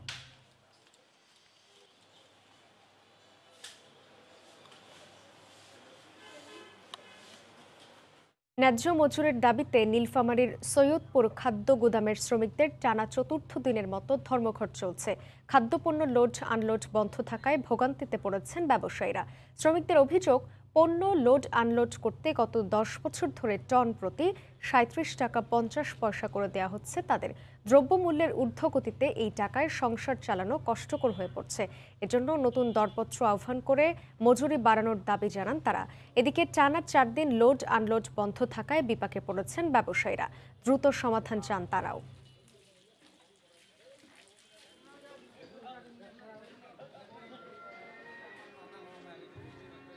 নানা কর্মসূচিতে সোমবার পঞ্চগড়ে পালন হলো বিলুপ্ত ছিটমহল বিনিময়ের 7ম বর্ষপূর্তি। দুপুরে সদর উপজেলার রাজমহল এলাকা থেকে একটি শোভাযাত্রা বের করে বিলুপ্ত 36টি ছিটমহলের বাসিন্দারা। শোভাযাত্রাটি বিভিন্ন সড়ক ঘুরে মফিজার রহমান কলেজ মাঠে গিয়ে শেষ হয়। সেখানে শহীদ মিনারে ফুল দিয়ে শ্রদ্ধা জানানো হয়। দীর্ঘ ৬৮ বছর ছিটমহল নামক ভূখণ্ডের অবরুদ্ধ জীবন থেকে এসব বাসিন্দাদের মুক্তি মেলে ২০১৫ সালের এই দিনে। খুলনায় মহানগর আওয়ামী লীগ নেতা খান ইবনে জামান হত্যা মামলায় ৩ আসামিকে যাবজ্জীবন কারাদণ্ড দিয়েছেন আদালত। দুপুরে মহানগর দায়রা জজ আদালতে বিচারক মাহমুদা খাতুন এ রায় দেন। মামলার বিবরণে জানা যায় ২০০৮ সালের ১৩ অক্টোবর রাতে নগরীর খালিশপুরে নিজ বাড়িতে আওয়ামী লীগের সাবেক যুগ্ম সম্পাদক খান ইবনে জামানকে হত্যা করে দুর্বৃত্তরা। এ ঘটনায় ১৪ অক্টোবর খালিশপুর থানায় একটি মামলা করেন নিহতের ভাই। ২০০৮ সালের ২১ অক্টোবর হত্যার সঙ্গে জড়িত থাকার অভিযোগে শেখ তৈয়বুর রহমান, অপূর্ব কুমার বিশ্বাস ও সোহাগ নামে ৩ জনকে গ্রেফতার করে র্যাব। ২০০৯ সালের ১৪ জানুয়ারি ৩ জনের বিরুদ্ধেই আদালতে চার্জশিট জমা দেন মামলার তদন্তকারী কর্মকর্তা। দীর্ঘ বিচারিক প্রক্রিয়া শেষে অভিযোগ প্রমাণিত হওয়ায় ৩ জনকেই যাবজ্জীবন কারাদণ্ডাদেশ দেন বিচারক।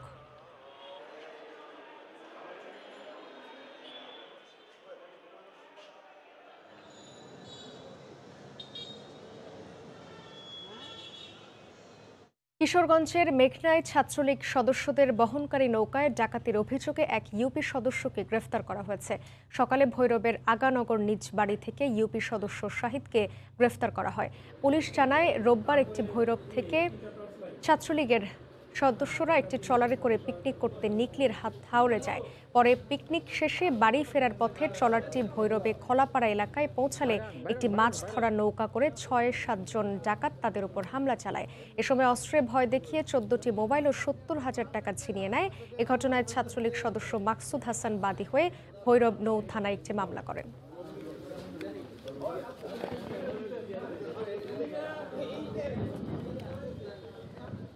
দিনাজপুরে নকল প্রসাধনী সামগ্রী তৈরির দায়ে একজনকে জরিমানা করেছে জাতীয় ভোক্তা অধিকার সংরক্ষণ অধিদপ্তর। গোপন তথ্যের ভিত্তিতে সকালে শহরের সর্দারপাড়া এলাকায় অভিযান চালানো হয়। সময় নকল প্রসাধনী সামগ্রী তৈরির দায়ে সেলিম নামের একজনকে আটক করে ৩০,০০০ টাকা জরিমানা করা হয়। পাশাপাশি নকল প্রসাধনী সামগ্রী জব্দ করে ধ্বংস করা হয়।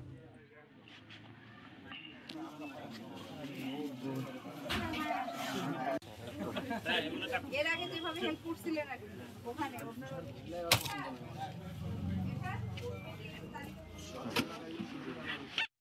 চাঁদপুরে আওয়ামী লীগের বর্ধিত সভাকে কেন্দ্র করে দুপক্ষের মধ্যে সংঘর্ষে পুলিশ সদস্য সহ অন্তত ১০ জন আহত হয়েছেন। দুপুরে কচুয়া পশ্চিম বাজারে আওয়ামী লীগের তথ্য ও গবেষণা বিষয়ক সম্পাদক ডক্টর সেলিম মাহমুদের সমর্থিত উপজেলা পরিষদের ভাইস চেয়ারম্যান মাহবুব আলমের ব্যক্তিগত কার্যালয়ে ভাঙচুর করে ডক্টর মহিউদ্দিন খান আলমগীরের অনুসারীরা। এ নিয়ে দুপক্ষের নেতাকর্মীদের মধ্যে উত্তেজনা ছড়িয়ে পড়ে। এক পর্যায়ে উভয় পক্ষ সংঘর্ষে জড়িয়ে পড়ে। ভাঙচুর করা হয় বেশ কয়েকটি দোকানপাট। আহত হন অন্তত ১০ জন। পরে পুলিশ গিয়ে পরিস্থিতি নিয়ন্ত্রণে আনে।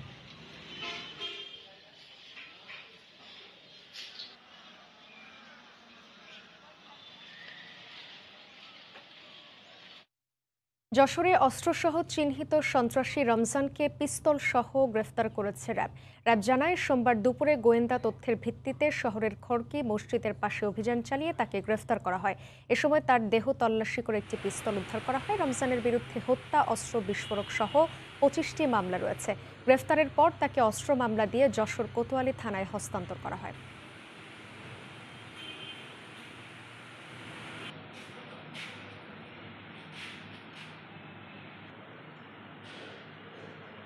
বিস্ফোরক মামলা, 7টি অস্ত্র মামলা, 4টি মাদক মামলা, 1টি হত্যা মামলা, 1টি ডাকাতি মামলা সহ আরও 7টি অন্যান্য মামলা রয়েছে। সর্বমোট 25টি মামলা সে চলমান আসামি।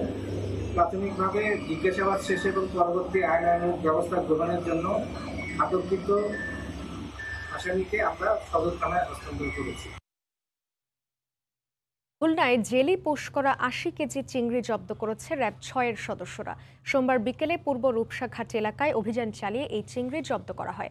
র্যাব জানায়, গোপন সংবাদের ভিত্তিতে বিকেলে রূপসা এলাকায় অভিযান চালানো হয়। এ সময় জেলি পোষ করা ভাই ভাই মৎস্য আড়ত থেকে ৫০ কেজি ও সাথী ফিশ থেকে ৩০ কেজি চিংড়ি জব্দ করা হয়। পরে পাওয়া যায় ৫০,০০০ টাকা জরিমানা করা হয়। রূপসা উপজেলা মৎস্য কর্মকর্তা বাপি কুমার দাসের উপস্থিতিতে ভ্রাম্যমাণ আদালতের মাধ্যমে ২ প্রতিষ্ঠানকে মোট ১,৩০,০০০ টাকা জরিমানা করা হয়।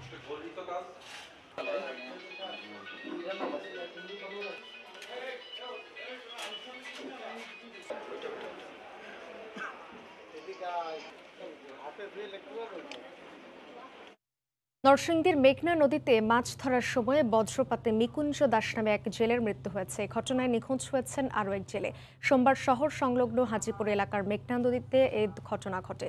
স্বজনরা জানান, হাজিপুর এলাকার নিকুঞ্জ দাস সহ 4 জন জেলে প্রতিদিনের মতো সকালে মেঘনা নদীতে মাছ ধরতে যায়। দুপুরে হঠাৎ প্রচণ্ড বৃষ্টি শুরু হলে নৌকাটি একটি বাঁশের খুঁটিতে বেঁধে নৌকার ভেতরে অবস্থান নেন তারা। এই সময় বজ্রপাতে নৌকা থেকে মেঘনা নদীতে ছিটকে পড়ে সুমন দাস নিখোঁজ হয়। পরে আশঙ্কাজনক অবস্থায় নিকুঞ্জ দাসকে উদ্ধার করে সদর হাসপাতালে নিলে তাকে মৃত ঘোষণা করেন চিকিৎসক। নিখোঁজ সুমন দাসকে উদ্ধারের চেষ্টা চলছে।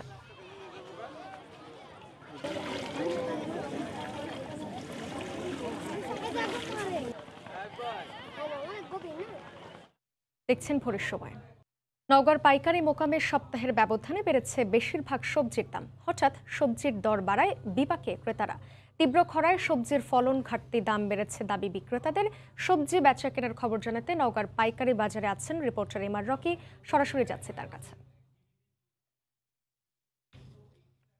আশপাশের প্রান্তিক চাষিরা এই আড়তে ভোর সকালে তাদের উৎপাদিত বিভিন্ন জাতের সবজি নিয়ে আসেন এবং সকাল থেকে বেলা 10টা 11টা পর্যন্ত পাইকারি সবজি এখানে কেনা বেচা চলে। এই পাইকারি আড়তে গত কয়েকদিনের তুলনায় আমরা যে বিষয়টি এখানে লক্ষ্য করছিলাম, সব ধরনের সবজির উপরই কিন্তু দরের উপর একটা বড় প্রভাব পড়েছে।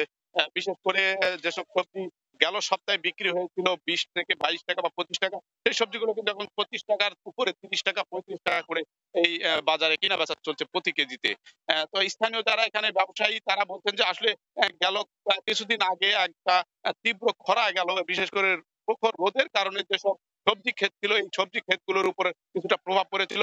এর ফলে কিন্তু উৎপাদনের উপরে কিছুটা ধকল এসেছে, ফলে উৎপাদন কিছুটা কম হয়েছে এবং এরই প্রভাবে কিন্তু এই বাজারে এক ধরনের হঠাৎ করে লাফিয়ে দর বেড়েছে। আজকে আমরা এই পাইকারি বাজারে যে বিষয়টি দেখছিলাম, প্রতি কেজি বেগুন বিক্রি হচ্ছে এখানে 30 টাকা, অন্যদিকে করলা প্রতি কেজি বিক্রি হচ্ছে 45 টাকা, ঝিঙ্গা 35 টাকা, কাকরইল 30 টাকা। এছাড়া অন্যান্য বরবটি, কালাই বা বিভিন্ন পটল, প্রত্যেকটা সবজির উপরই কিন্তু দরের উপর এক ধরনের প্রভাব পড়েছে, যেটা গেল সপ্তাহে 10 টাকা বা 15 টাকা পর্যন্ত কম ছিল। তবে সবচাইতে দর বেশি বেড়েছে আমরা দেখছিলাম এখানে কাঁচা মরিচের। কাঁচা মরিচ গেল সপ্তাহে বিক্রি হয়েছিল প্রতি কেজি 110 টাকা, সে কাঁচা মরিচ কিন্তু আজকে বিক্রি হচ্ছে 180 থেকে 190 টাকা কেজিতে। তো স্বাভাবিকভাবে দরের হঠাৎ লাফিয়ে বৃদ্ধির কারণে ক্রেতাদের ভিতরে কিছুটা অস্বস্তি লক্ষ্য করা যাচ্ছে। আসলে এরকম সময়ে গ্রীষ্মকালীন যেসব সবজি, এই সবজিগুলোর সরবরাহ কিছুটা বেশি থাকে, কিন্তু এই আড়তে গত কয়েকদিনের তুলনায় সরবরাহের ঘাটতি রয়েছে এবং সরবরাহ যা আসছে তার চেয়ে কিন্তু পাইকারি বা ব্যাপারীর উপস্থিতি বেশি থাকার কারণেই কিন্তু এরকম লাফিয়ে দর বেড়েছে এখানকার যারা ব্যাপারী তারা বলছিলেন। তবে লাফিয়ে দর বাড়ার কারণে কিন্তু স্থানীয় যারা চাষি তারা বলছেন যে যেহেতু উৎপাদন কম হয়েছে, এই উৎপাদন কমের কারণে তাদের এরকম একটি দর তারা কিন্তু প্রত্যাশা করছিলেন এবং দর বেশি হওয়ার কারণে তারা খুশি হলেও কিন্তু ক্রেতাদের অনেকটাই নাভিশ্বাস এখানে আমরা লক্ষ্য করছি।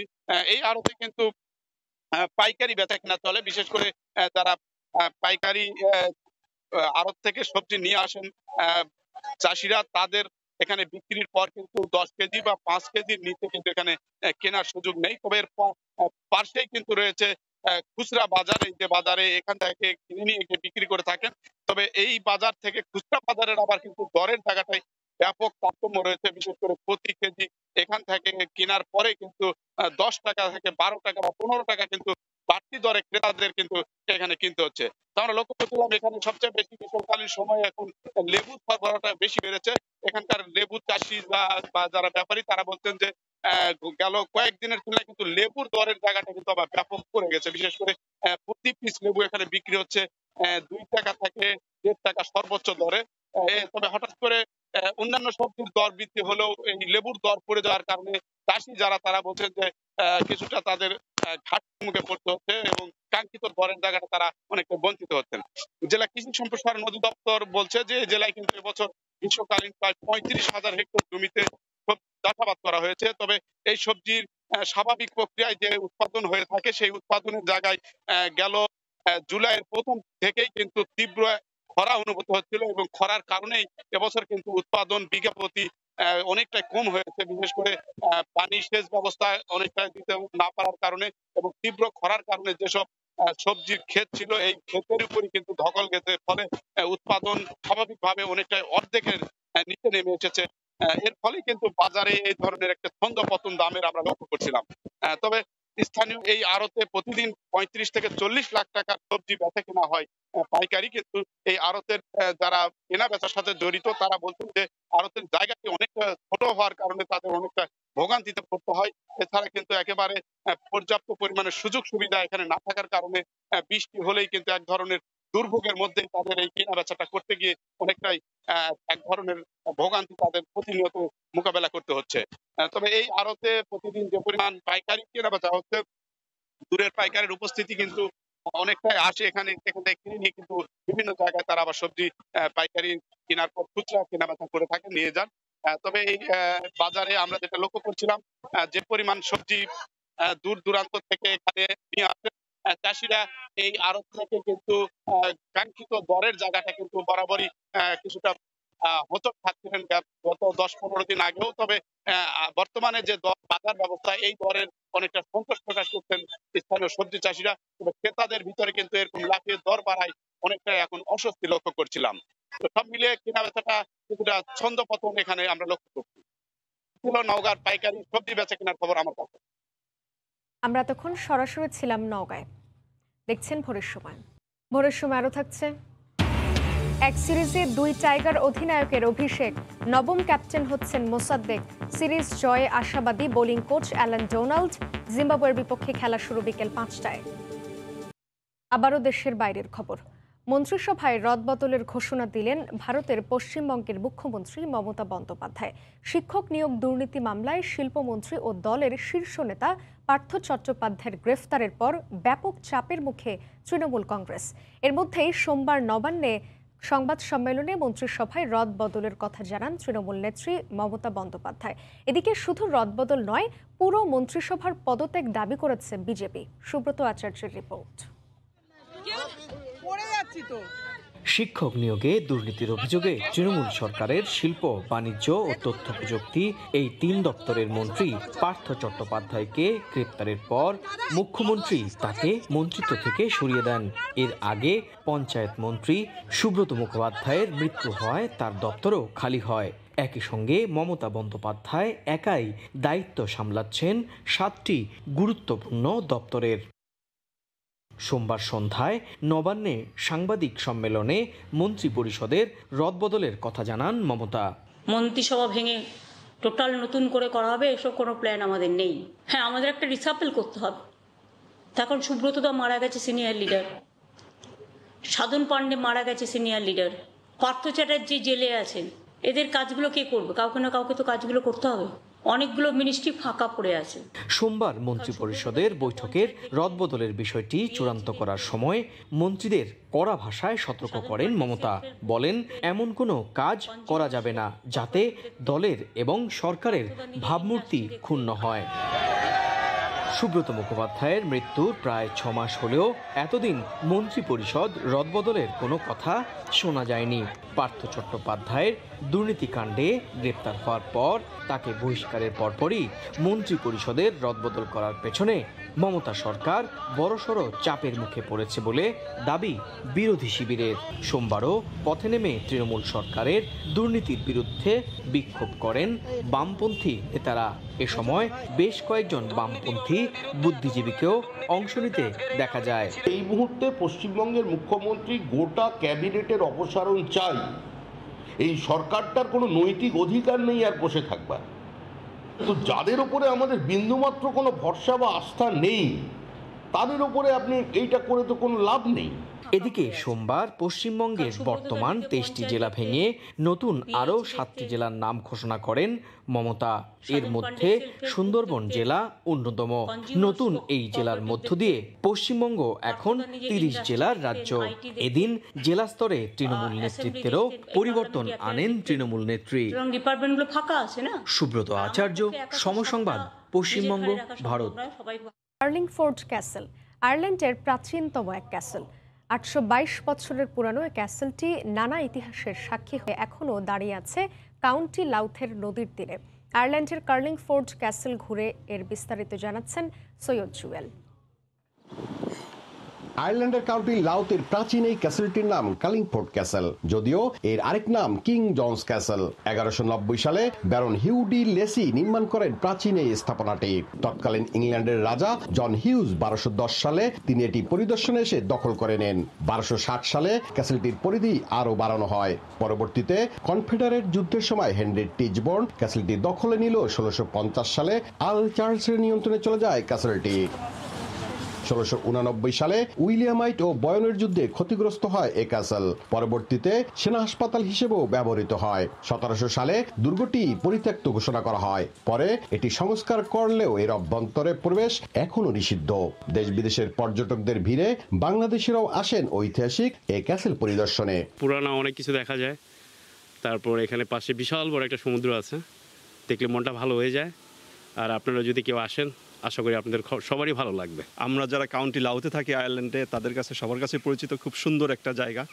এক পাশে সাগর এবং এক পাশে পাহাড় এবং সাথে ক্যাসেল, খুব সুন্দর একটা পরিবেশ। কথিত আছে যে পাহাড়ের উপর ক্যাসেলটি নির্মাণ করা হয়েছিল সেটি ঘুমন্ত দৈত্য ফিন ম্যাককুমহেলের দেহ থেকে রূপ নেয়া। একদিকে সমুদ্র, একদিকে পাহাড়, আর তারই পাশ ঘেঁষে এই কার্লিংফোর্টের ক্যাসেল। আয়ারল্যান্ডের কাউন্টি লাউথের এই ঐতিহাসিক জায়গাটিতে যারাই আসেন অভিভূত হবেন বারবার। আয়ারল্যান্ডের কাউন্টি লাউথের কার্লিংফোর্ট ক্যাসেল থেকে সৈয়দ জুয়েল, সময় সংবাদ। রাশিয়া ইউক্রেন চলমান যুদ্ধের জেরে বিশ্বব্যাপী গ্যাস সংকট মোকাবেলায় এর ব্যবহার 15% কমিয়ে আনার সিদ্ধান্ত কার্যকর করেছে ইউরোপীয় ইউনিয়ন। ভবিষ্যৎ সংকট মোকাবেলায় পূর্ব প্রস্তুতি হিসেবে এমন সিদ্ধান্ত নেওয়া হলেও এতে বিপাকে পড়তে যাচ্ছে জার্মানি সহ গোটা ইউরোপ। আর তাই সংকট নিরসনে সমালোচনার মধ্যেও কয়লা ও পরমাণু শক্তির দিকে ঝুঁকছে ওলাফ শলস সরকার। জার্মানি থেকে বিটু বড়ুয়ার রিপোর্ট। রাশিয়া ইউক্রেন ইস্যুতে জ্বালানি সংকটে অস্থির সময় পার করছে জার্মানি সহ গোটা ইউরোপ। জ্বালানির সবচেয়ে বড় উৎস রাশিয়া থেকে আসা দুটি গ্যাস পাইপলাইনের মধ্যে একটি বন্ধ এবং অপরটিতে সরবরাহ 20% কমিয়ে আনার পর বিপাকে পড়েছে জার্মানি সহ ইউরোপের বিভিন্ন দেশ। এরই মধ্যে আগামী শীত মৌসুমে জ্বালানি সংকট মোকাবিলায় গ্যাসের ব্যবহার 15% কমিয়ে আনতে এক চুক্তিতে স্বাক্ষর করেছে ইইউ, যা সোমবার আনুষ্ঠানিকভাবে কার্যকর করা হয়। তবে রাশিয়া থেকে তেল ও কয়লা আমদানি বন্ধে ইউরোপীয় ইউনিয়ন ও জার্মান সরকারের সিদ্ধান্তে ভবিষ্যতে জ্বালানি সংকট আরও গভীর হওয়ার আশঙ্কায় জোটভুক্ত দেশগুলো। আর তাই নবায়নযোগ্য জ্বালানির নির্ভরতা বাড়ানোর পাশাপাশি অভ্যন্তরীণ কয়লা উত্তোলন ও পারমাণবিক শক্তি উৎপাদন কেন্দ্রগুলো 2024 সাল পর্যন্ত চালু রাখার বিষয়ে মত দিয়েছেন জার্মান অর্থমন্ত্রী ক্রিস্টিয়ান লিটনার। এরই মধ্যে চলতি বছর শেষে এমসল্যান্ড, নেকা ওয়েস্টহাইম 2 এবং আইজার 2 এর মতো পরমাণু শক্তি উৎপাদন কেন্দ্রগুলো বন্ধ করে দেওয়ার পরিবর্তে চালু রাখার বিষয়ে সম্মত হয়েছে জার্মান সরকার। গণমাধ্যমে দেয়া বক্তব্যে অর্থমন্ত্রী লিটনার বলেন, জার্মানির পরমাণু শক্তি উৎপাদন কেন্দ্রগুলো পরিবেশের জন্য ক্ষতিকর নয়, তাই সংকট নিরসন না হওয়া পর্যন্ত এগুলো চালু রাখলে জার্মানি লাভবান হবে। এর আগে পরমাণু শক্তি ও প্রাকৃতিক গ্যাসকে পরিবেশ বান্ধব ও টেকসই বলে ঘোষণা দেয় ইউরোপীয় ইউনিয়ন। জার্মানির 6টি পরমাণু বিদ্যুৎ কেন্দ্র থেকে দেশের বিদ্যুতের ঘাটতি মেটে মাত্র 6%, 41% পূরণ হয় নবায়নযোগ্য জ্বালানি খাত থেকে। অন্যদিকে রাশিয়া থেকে আমদানিকৃত গ্যাস থেকে আসে 13%, আর কয়লা ভিত্তিক প্রকল্প থেকে আসে অন্তত 28%। জার্মানি থেকে বিটু বড়ুয়া, সময় সংবাদ। উজানের ও পাহাড়ি ঢলে পানি বেড়েছে তিস্তায়। ব্যারেজ পয়েন্টে বিপদসীমার ওপর দিয়ে প্রবাহিত হচ্ছে নদীর পানি। বিস্তারিত জানাতে লালমনিরহাটের ব্যারেজ থেকে সরাসরি যুক্ত হচ্ছেন সহকর্মী রতন সরকার, যাচ্ছে তার কাছে। এই মুহূর্তেও কিন্তু তিস্তা ব্যারেজের যে 44টি গেট আছে, অর্থাৎ জলকপাট আছে, সেই 44টি জলকপাটই কিন্তু খুলে রাখা হয়েছে। আমরা যদি একটু দেখি যে তীব্র বেগে কিন্তু ঢলের পানি কিন্তু ব্যারেজ অতিক্রম করছে। আমরা যদি দেখি যে এখানে পানি ফুলে ফেপে উঠেছে পুরো তিস্তা ব্যারেজ এলাকাটিতে। এবং এবার একটি বিস্ময়কর ঘটনা ঘটেছে যে মানে খুব অল্প সময়ের মধ্যে গতকাল বিকেল 3টা থেকে সন্ধ্যা 6টার মধ্যে আসলে 27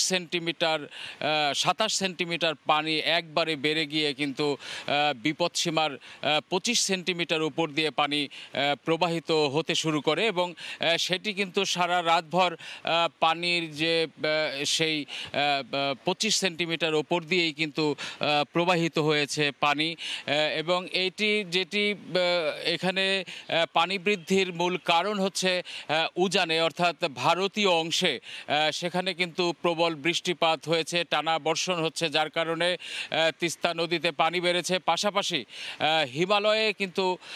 হিমালয় পর্বতমালায় সেখানে কিন্তু প্রচণ্ড গরমের কারণে সেখানে বরফ গলতে শুরু করেছে, যার কারণেই কিন্তু এবার হঠাৎ করেই খুব অল্প সময়ের মধ্যে তিস্তা নদীর পানি বেড়ে গেছে এবং সেই পানি কিন্তু ঢল হিসেবে নেমে আসছে।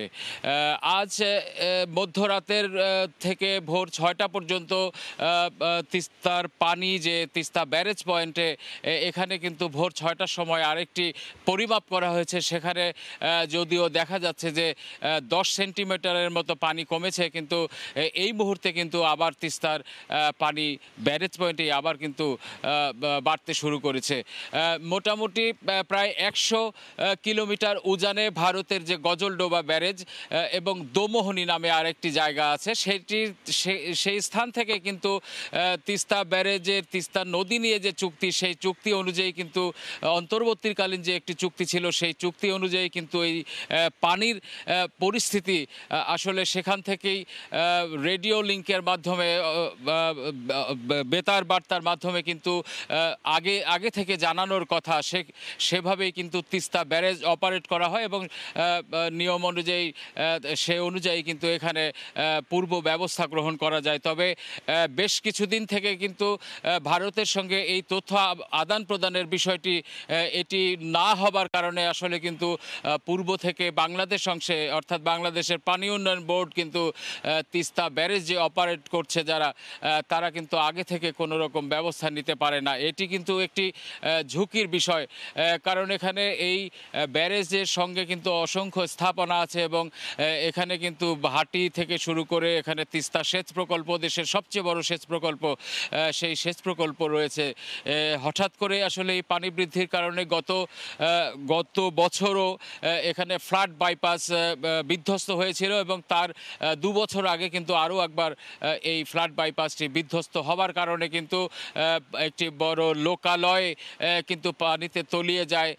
যদিও সেখানে পানি উন্নয়ন বোর্ড সেই স্থানটিতে লোকজনের বসবাস করার নিয়ম না থাকলেও তারপরেও কিন্তু আশ্রয়হীন কিছু মানুষ ফ্লাড বাইপাসের দক্ষিণ অংশে বসবাস করে এবং এই যে তিস্তা নদীর হঠাৎ ফ্লাড বাইপাস বিধ্বস্ত হওয়ার কারণে কিন্তু তারা ক্ষতিগ্রস্ত হয়েছে এবং এবছরই গত কয়েকদিন আগেও কিন্তু এখানে হঠাৎ করে তিস্তা নদীর পানির রেকর্ড পরিমাণ পানি কিন্তু প্রবাহিত হয়েছে।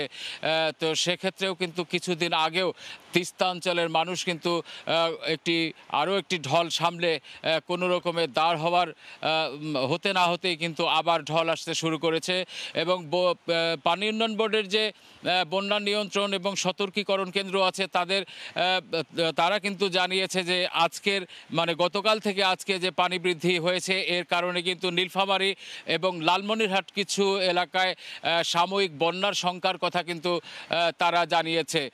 পাশাপাশি পানি বৃদ্ধি পাওয়ার কারণে কিন্তু পানি উন্নয়ন বোর্ড এবং প্রশাসনের পক্ষ থেকে ঝুঁকিপূর্ণ যেসব এলাকায় লোকজন বসবাস করছে সেই সব স্থান থেকে কিন্তু সবাইকে সরে যাওয়ার জন্য ইউনিয়ন পরিষদ বা জনপ্রতিনিধিদের কিন্তু বার্তা দেয়া হয়েছে এবং এই পানি বৃদ্ধির কারণে কিন্তু তিস্তা অববাহিকার যে ভেতরে যে চরাঞ্চল রয়েছে অর্থাৎ নদীর একেবারেই কাছাকাছি যেসব চরাঞ্চল রয়েছে সেই চরাঞ্চলগুলো কিন্তু ইতিমধ্যে ডুবে গেছে। আমরা জানি যে এটি আসলে আমন মৌসুম, আমন আবাদের সময়, এই সময় কিন্তু পানি বৃদ্ধির কারণে কৃষকদেরও কিছুটা সমস্যা পোহাতে হচ্ছে।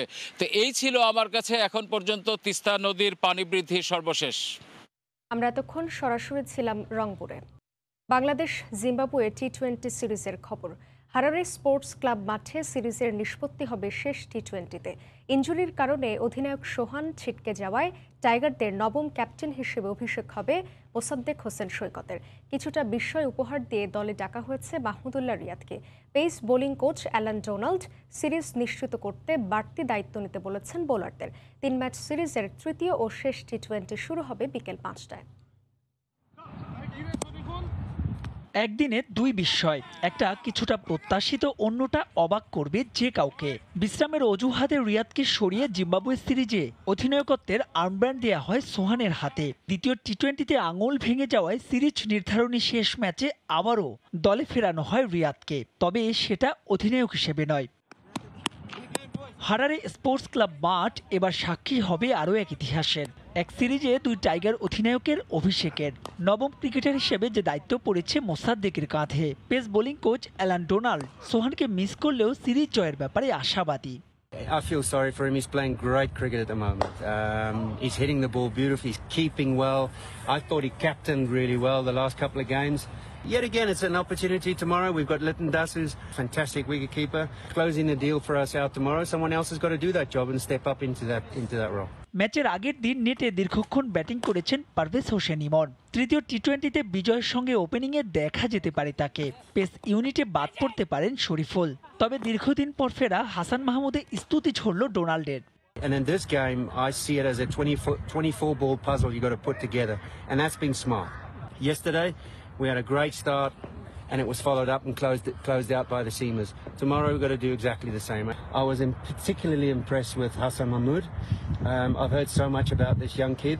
অন্যদিকে বাংলাদেশের বিপক্ষে কখনোই টি20 সিরিজ জিততে না পারা জিম্বাবুয়ের কাছে সুযোগ এসেছে আরও একবার। স্বাগতিকদের 16 বছরের অপেক্ষার হবে নাকি অবসান, নাকি আরও একবার লাল সবুজের বিজয় কেতন উঠবে আফ্রিকার মাটিতে? উত্তরের জন্য ম্যাচ শেষের অপেক্ষা। মাহবুব রিমন, সময় সংবাদ। ওয়ানডে সুপার লিগে টাইগারদের পারফরমেন্সের ভূয়সী প্রশংসা হয়েছে আইসিসির সভায়। পাশাপাশি এফটিপিতেও বেড়েছে ম্যাচ। বার্ষিক সাধারণ সভায় অংশ নেওয়াটা তাই এবার বেশ আনন্দের ছিল বলে জানিয়েছেন বিসিবির প্রধান নির্বাহী নিজামুদ্দিন চৌধুরী সুজন। এদিকে শিগগিরই বিপিএল ফ্র্যাঞ্চাইজিগুলোর জন্য এক্সপ্রেশন অফ ইন্টারেস্ট আহ্বান করা হবে। তবে জানুয়ারিতে আরব আমিরাতের টি20 লিগের সঙ্গে দিনক্ষণ সাংঘর্ষিক হওয়ায় বিপিএলে বিদেশি তারকা ক্রিকেটারদের প্রাপ্যতা নিয়ে রয়েছে সংশয়। আইসিসির এফটিপিতে বাড়ছে ম্যাচ। 2023 থেকে 27 চক্রে ওয়েস্ট ইন্ডিজের পরই দ্বিতীয় সর্বোচ্চ 144টি ম্যাচ খেলবে বাংলাদেশ। বার্মিংহ্যামের সভা থেকে সুসংবাদ নিয়েই ফিরেছেন বিসিবি কর্তারা। ওডিআই সুপার লিগে দীর্ঘদিন শীর্ষস্থান দখলে। বার্ষিক সাধারণ সভায় জানিয়ে আলোচিত প্রশংসিত টাইগাররা, সঙ্গে এফটিপিতেও গুরুত্ব পাওয়ায় উচ্ছ্বাস বেড়েছে আরও। দেশের ক্রিকেটের জন্য একটা বড় বিষয়, আমরা সবাই অবশ্যই বিষয়টা নিয়ে অত্যন্ত আনন্দিত। আইসিসির ব্যস্ততা শেষে এবার বিপিএল নিয়ে কাজ শুরু করতে হচ্ছে বোর্ডকে। 7 ফ্র্যাঞ্চাইজির জন্য এক্সপ্রেশন অব ইন্টারেস্ট বা ইওআই আহ্বান সহ সব কাজ এ মাসেই সম্পূর্ণ করতে চায় তারা। 2023 সালের 5 জানুয়ারি থেকে 16 ফেব্রুয়ারি অনুষ্ঠিত হবে বিপিএল এর পরবর্তী আসর। তবে মাথায় রাখতে হচ্ছে একই সময় মাঠে গড়াবে আমিরাতের টি20 লিগও। এরই মধ্যে ওই ইভেন্টে অংশগ্রহণ নিশ্চিত করেছেন আন্দ্রে রাসেল ও সুনীল নারায়ণের মতো বিপিএল মাতানো বিদেশি ক্রিকেটাররা। একই সময় যদি অন্য কোনো মেম্বারদের উইন্ডো পড়ে যায়, একই সাথে কনফ্লিক্ট করে, সবাই কিন্তু সাফার করবে। ইটস নট অ্যাবাউট যে ওই মানে আমরা শুধু সাফার করব। কারণ আমার 2জন বা 3জন কি প্লেয়ার যদি আরেকটা দেশে খেলার শিডিউল থাকে, সে কিন্তু সেখানে খেলছে না, আমার ডোমেস্টিক লিগে খেলছে। আমরা খুব শীঘ্রই ইউআই পাবলিশ করব। চেষ্টা থাকবে আগস্টের মধ্যে এই বিষয়গুলোকে ক্লোজ করে ফেলা। আগস্টে ব্যস্ততা রয়েছে ক্রিকেট দলেরও।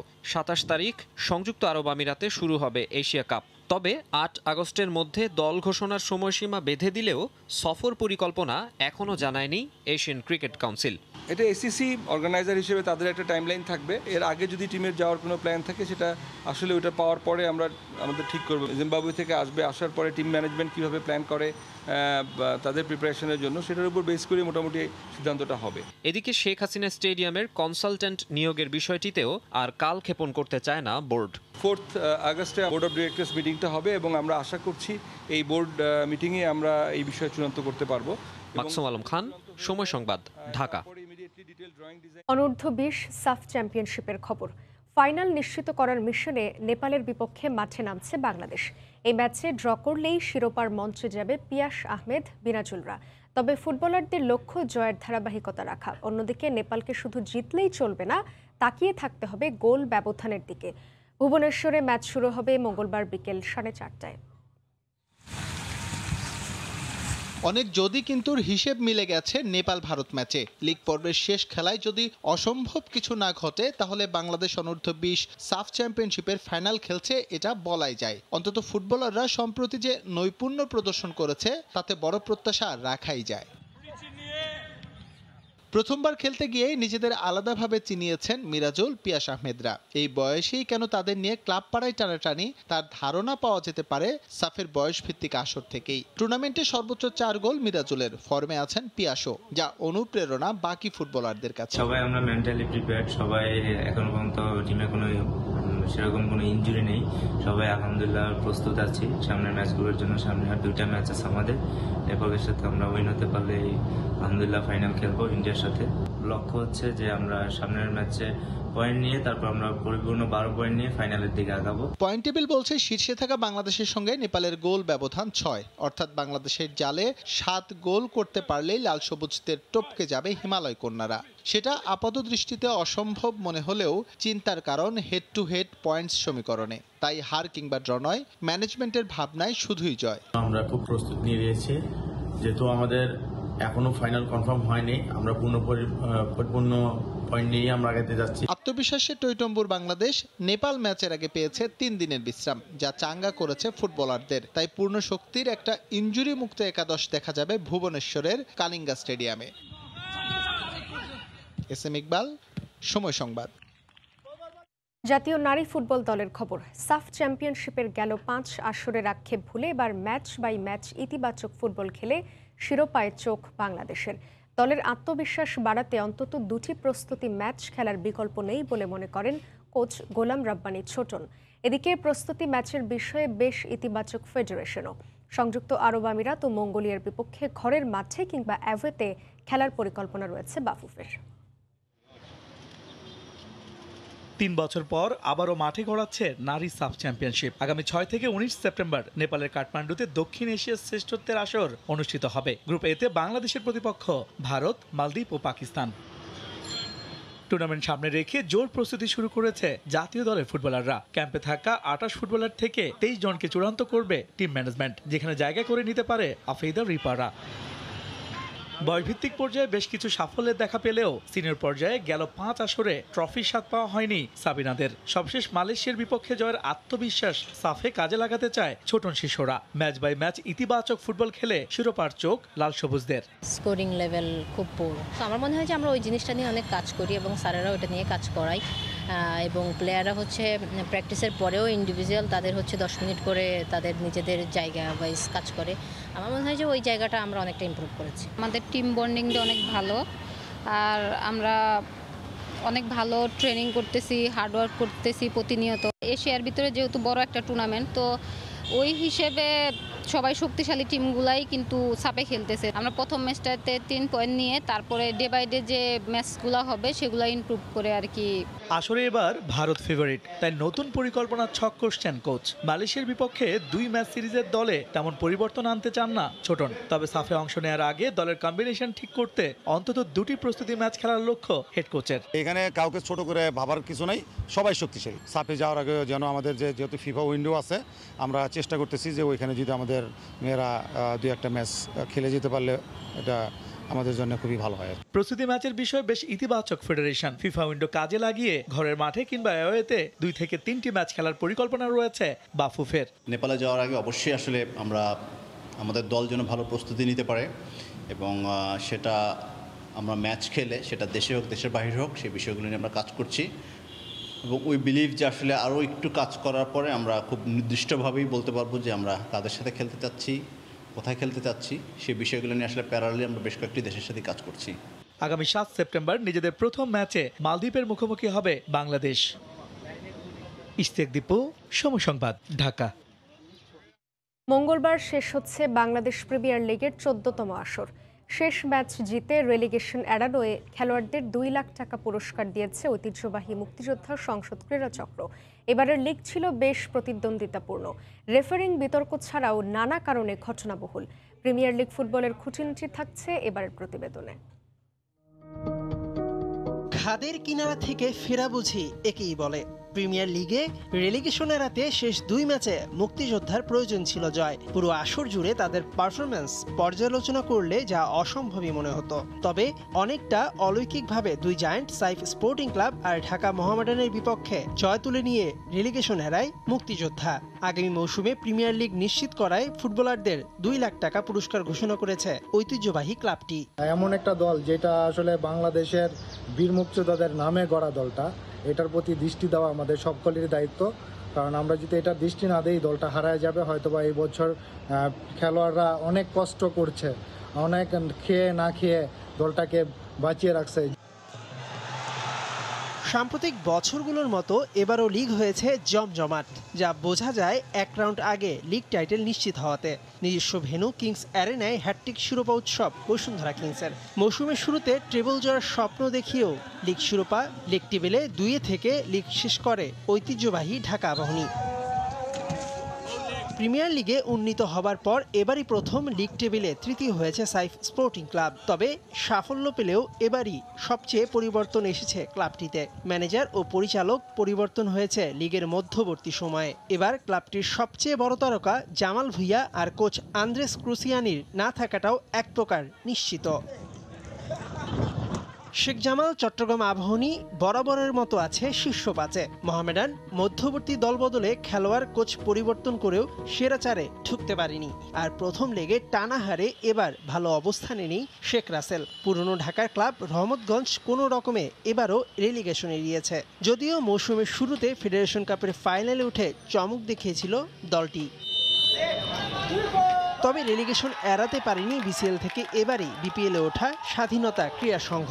কপাল পুড়েছে উত্তর বারিধারারও। তবে সেপ্টেম্বরেই বাফুফের অনূর্ধ্ব-18 টুর্নামেন্ট খেলতে যাচ্ছে এই ক্লাবগুলো। আমরা যেহেতু রেলিগেটেড হয়েছি সেহেতু আগামী বছর যেহেতু বিসিএল খেলবো, ইনশাল্লাহ চেষ্টা করব আগামী বছর হোক, 2 বছর পরে হোক বা 3 বছর পরে হোক অথবা 5 বছর পরে হোক, ইনশাল্লাহ আমরা আবার বিপিএলে কামব্যাক করব।